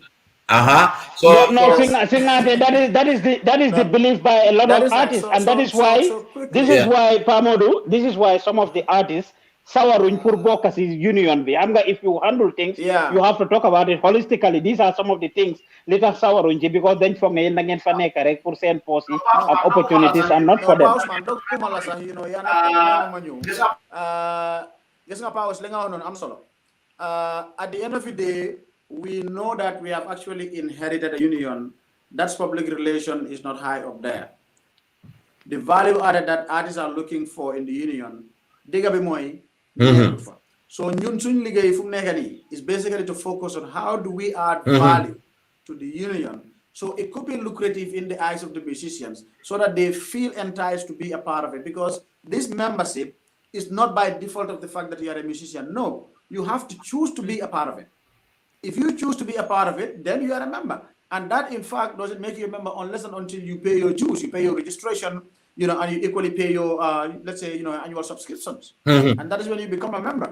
So it's not by default that you're a musician. On the other side, I just want to talk to Paos about it. You see, we have decided to create checks and balances for us. We are supposed to be, usually the Congress will take place every 4 years. It has changed now on the new constitution to 3 years, which means part of what we are going to be doing is every end of the year, the Musicians Union Executive will call on an annual general meeting to talk about where we have come from, where are we, what activities have we implemented, what were the issues, what funds came in, how was it spent. And that all must reflect onto the accounts that we have. It must reflect on the results that we have and report to those donors. And even the individual problems that probably artists have that we solve, we need to start reporting on some of those things, but these are things that we can measure. So at the end of the day, we have answers to give out at that annual general meetings.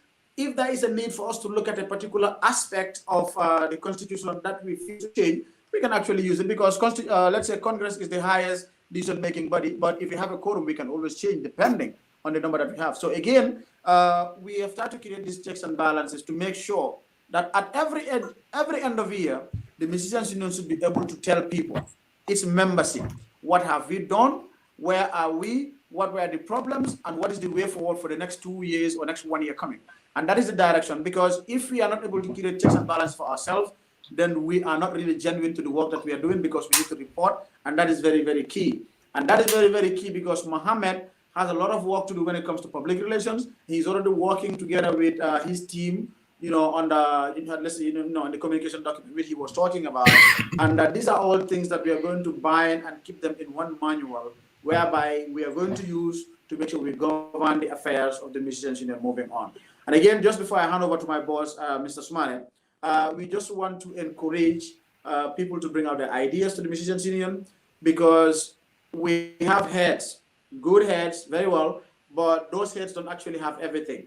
Sometimes people bring out good ideas that we should be able to do out there. And I think that is where we are. We should be able to put it out there that everyone else have a stake in this. Singateh out there in Norway should be able to give us ideas. And I'm sure right after this, I'll be in touch with him on Facebook and also to get his number so we can directly be in contact, because that is the bottom line. Unless and until we're able to get to each other, unless and until we're able to support each other, we will not go. ST just had a problem with, at the stadium, and today is the show. You know what I mean? And then take it or leave it. They actually wrote to the ministries. They informed the ministry about what was happening and all of that. But at the end of the day, let's take an example. They didn't write to or they didn't inform the Musicians Union. But we saw it on Facebook. When we saw it on Facebook, we know ST is serving this country. ST is a musician that is at that level right now. And he's actually carrying the image of this country, because that is what musicians do for their countries.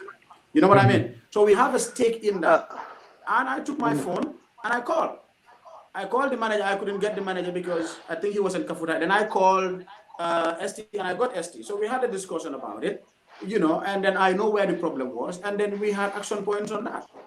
So again, I just want to say that we don't really have to make sure we even wait for artists to come to us, because right now we have to understand that we are a little bit stained and we have to clean that stain. And to do that, we don't wait for them to come, but we'll go to them. Exactly. Irrespective of what is happening. And when they come to us, that is when we start getting credible in their eyes. And that is when there is a problem, they will not jump us again and go somewhere else. But if we sit back and lean back and say, oh no, guys, so you buy the national affair, it's not going to work. And that is where we are. And this is I'm glad you under one umbrella. ñu nawante, ñu nekkalante, ñu move on. I'm glad you said things like that, and I will talk to ST directly and all stakeholders.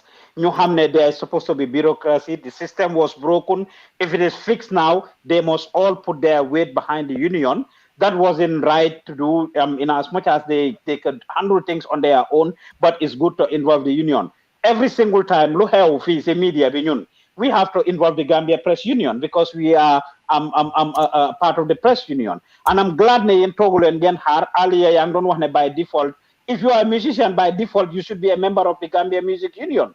And the union should be able to stand for you because Gambia Press Union, whether you registered as a member or not, any journalist who issue in the country, they step in.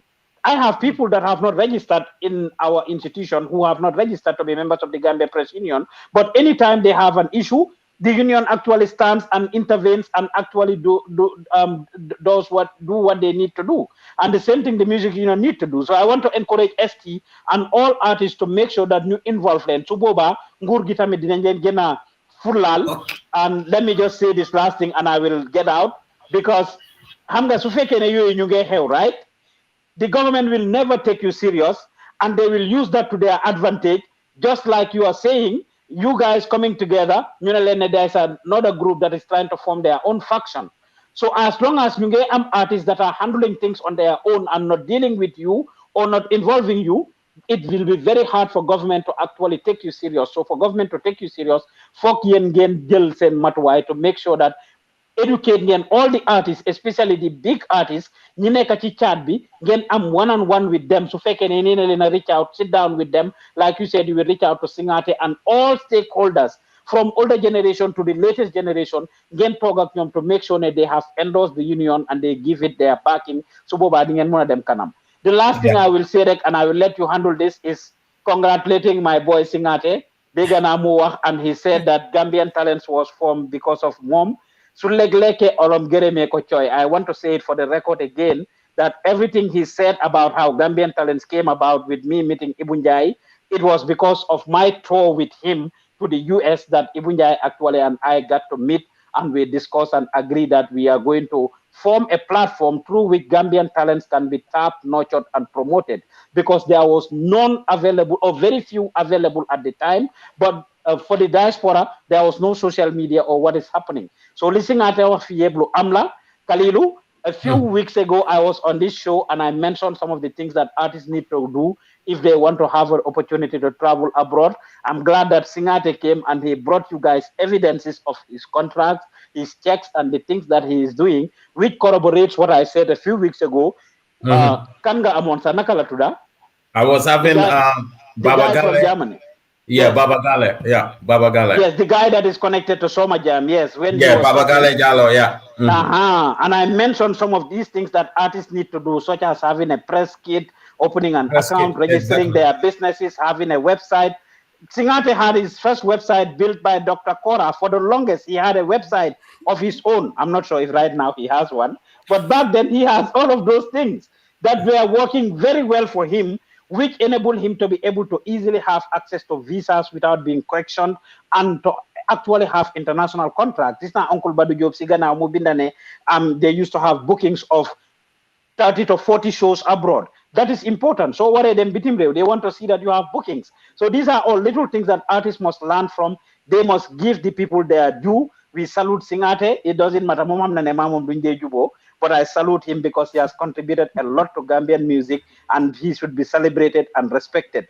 Dembarek mange setan TFM Senegal, magis Pape Cheikh Diallo munge indi Mbaye Gueye Faye, ñu ngi waxtaan about Baboucar Faye or Baboucar whatever of RTS. We need to celebrate people when they are alive and recognize the things they did. And I want to say that Singateh has done a wonderful job for Gambian music, and let him keep on pushing what he's doing. So, technicians are contacting me. So, Singateh Rejoice, we just want you to give us a little bit insight with regards to your studio and how you manage to build it up in your home and what kind of music that you are doing. Okay, I don't know how do I move my computer because I'm connected from the computer. That's why you can hear the microphone. I connect to the computer, to the sound card, to the speakers. So if you cannot do that, so you have to give us some music, like a little bit music that can, I was actually, before we start, I was actually making an upbeat that has more of our, but I want you guys to listen first. If you can hear something before I even distract myself, just hear. If you can hear something, let me know. You can hear something? Yeah, we can hear, but it's not loud. Okay. Wait 1 second. Wait, I have to put your voice is sounding loud. Yeah, my voice is down. My computer is good. Just give me a thumb. Just give me a thumb. Just do it like this. If you can hear, don't talk.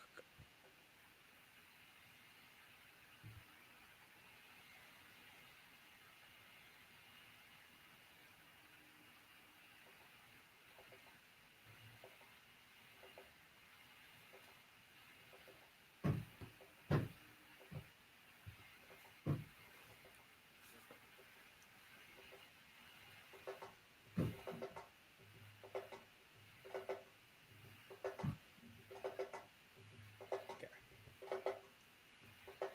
Then I say, this is my baby.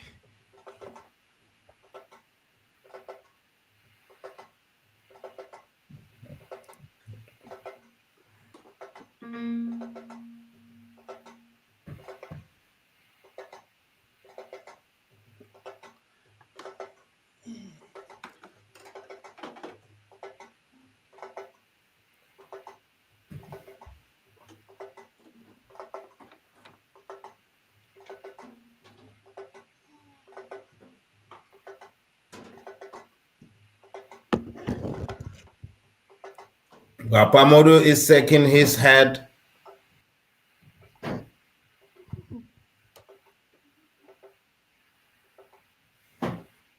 Because Khalid, if I put the volume up for you guys to hear when you talk, your voice is coming too loud. You know what I mean? Okay. But I just wanted to hear if you can just do it like this if you can hear the music.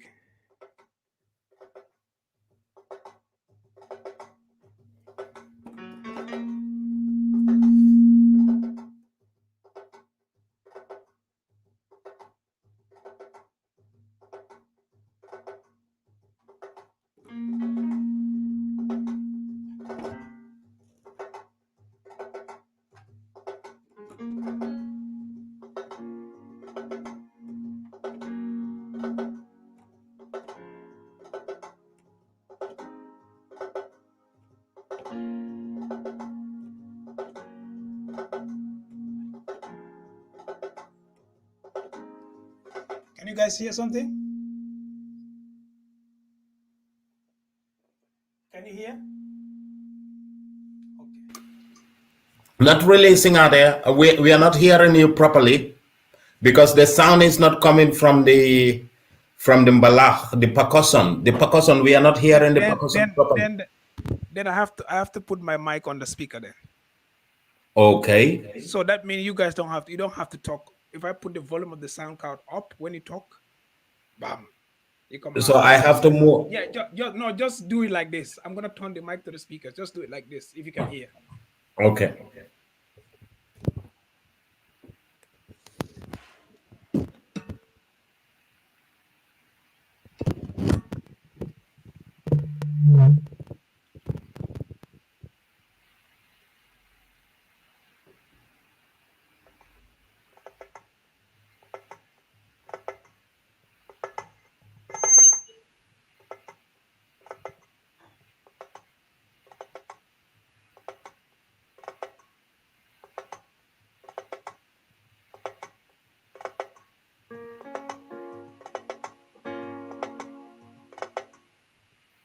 All right, so I'm gonna record something quick.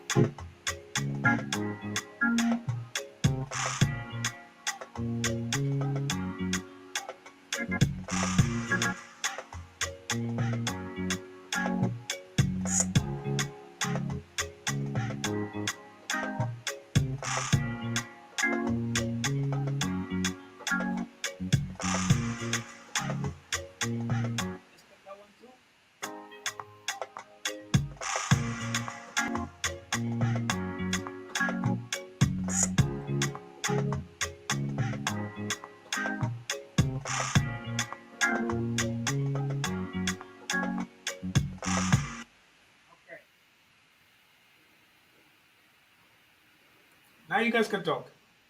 Yeah, so we are back now together. Okay, now you can hear me, right? Yeah, we can hear you now. So that is a simple way of composing. Yeah, so I just have the percussion, so I'm just trying to build 8 bars of this, then I can just loop it and then arrange the way I want it. So it has to take a whole lot of work, but then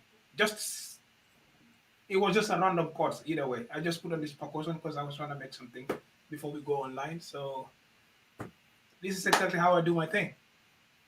Okay, and then it has to be like, what are you doing to be able to integrate our traditional cultural instruments into your production? Yes, as you can see, this one, the drums are Afrobeat. Mm-hmm. But I just trying to I use more of the Gambian instrument. Like I have most of samples. Like some of the samples here, I don't have access to them. Sometimes I manipulate them myself, or sometimes I link with Tara. We all know Tara. He's a veteran producer in Gambia. So I just send him a studio time and I ask him to record a session of different percussion for me. So they just record percussion. They just send it to me. So if I want to make Western Afrobeat, then I can just use this percussion.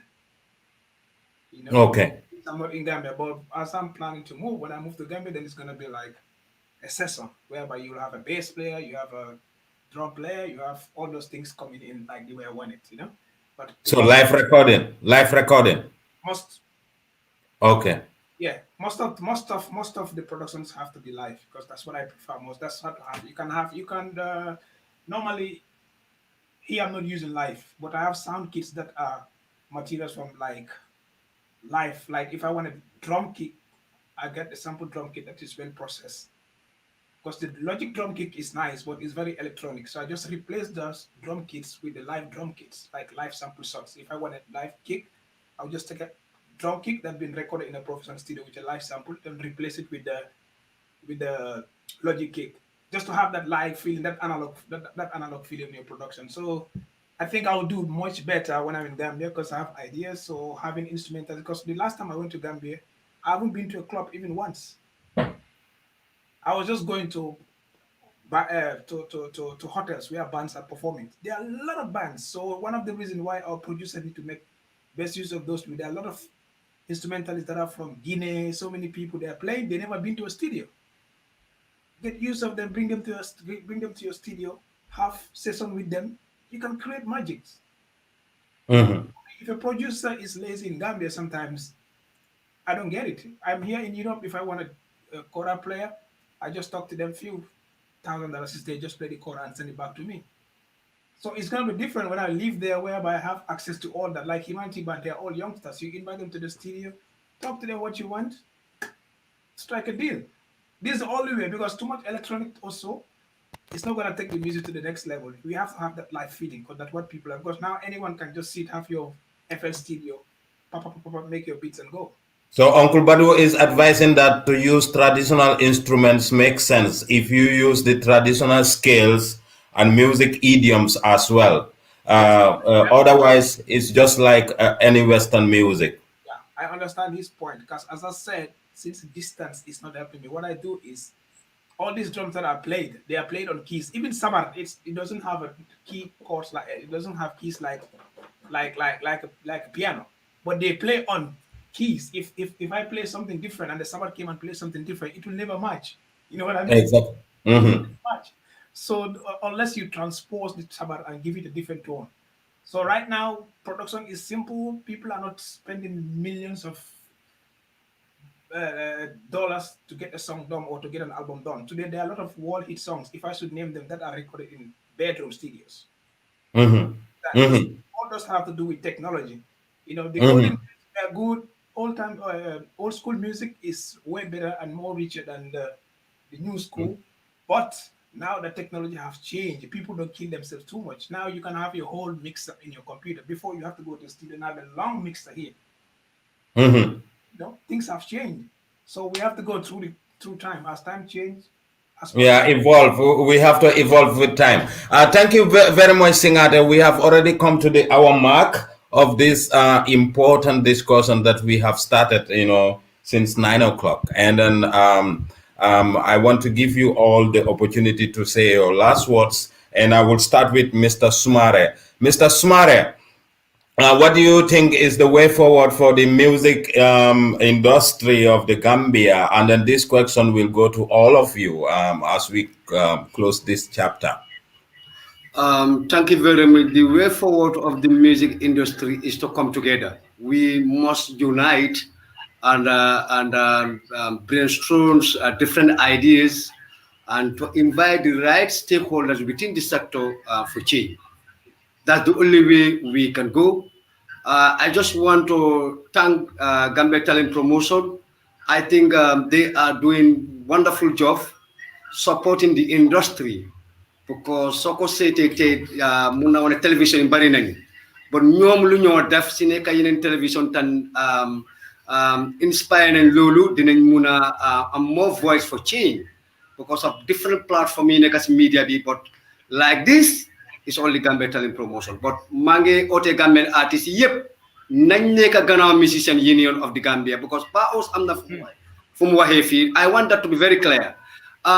You have to respect your union, and your union's benefit can go to you. If you don't respect your union, it's going to be difficult, because your union, do man. So let's empower the musician union of the Gambia, and I believe with MODOU,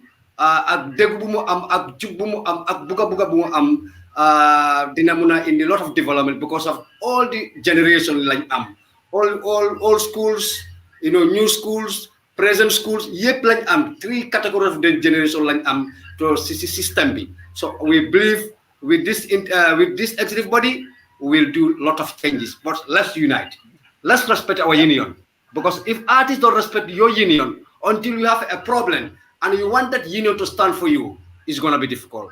And Mange Grem KALILU BANJA, de la Grem de la Santa kontaan na trop, nu ñu invité fii di Grem Frikijo, de la wan Singateh, Nuari, di Grem the entire musicians yëpp, di nuyu suñu artiste nekk diaspora, Nuari, di nuyu Oncle Badijo.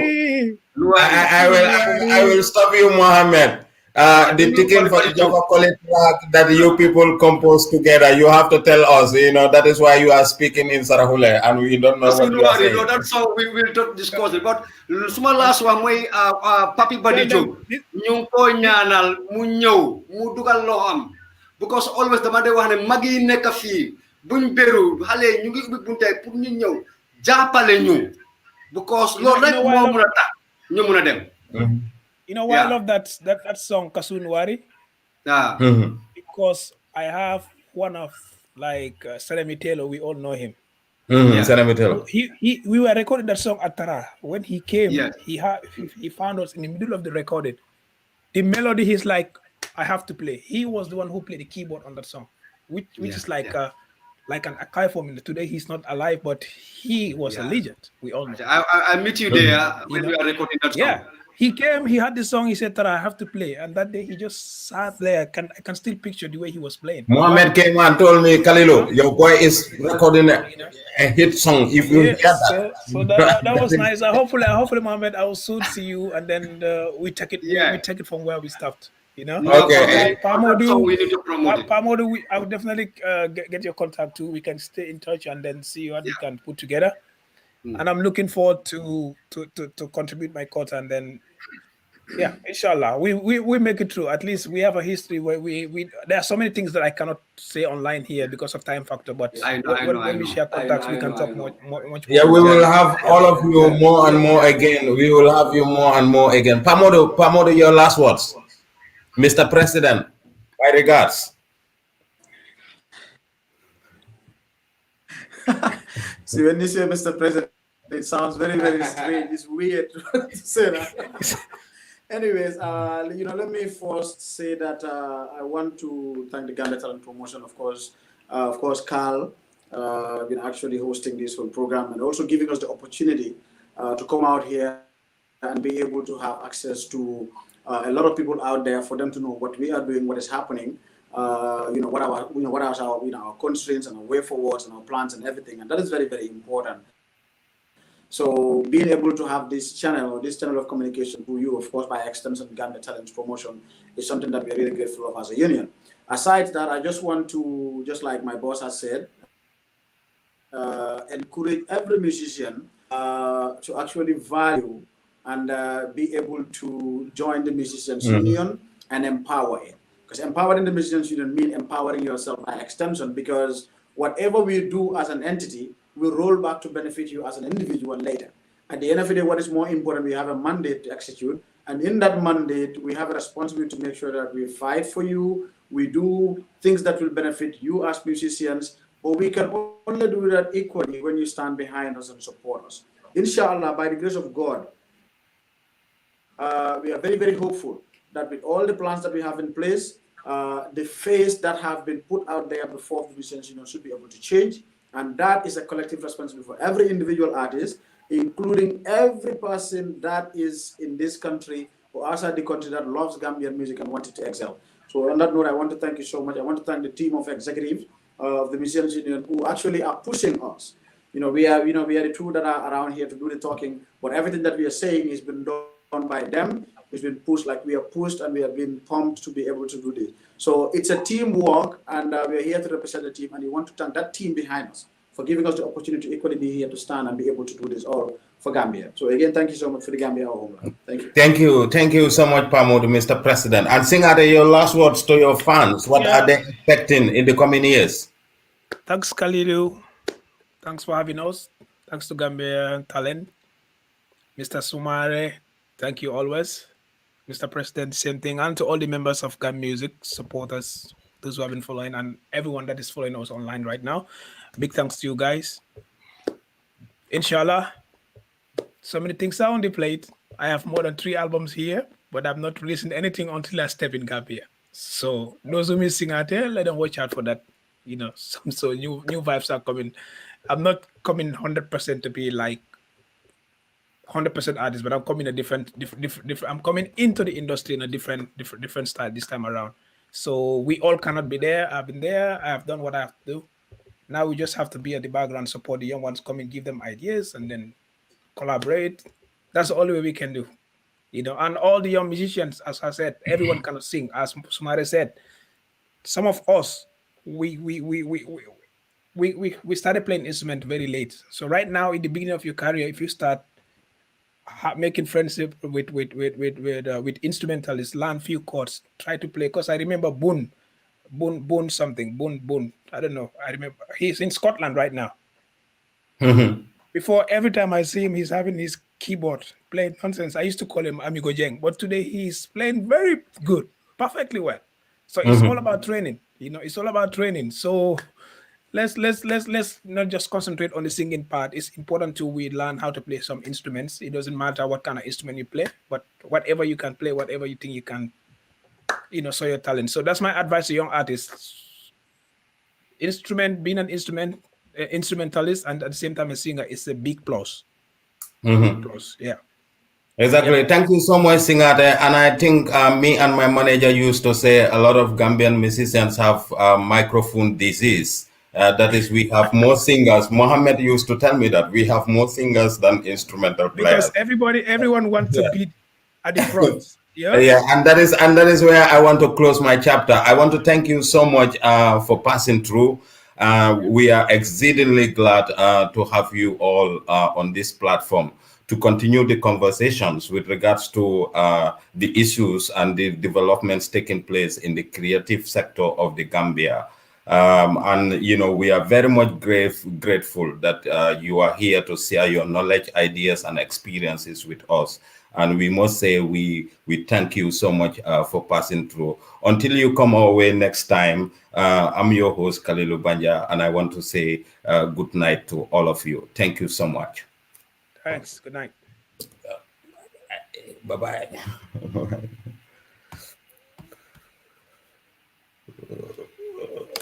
Manager.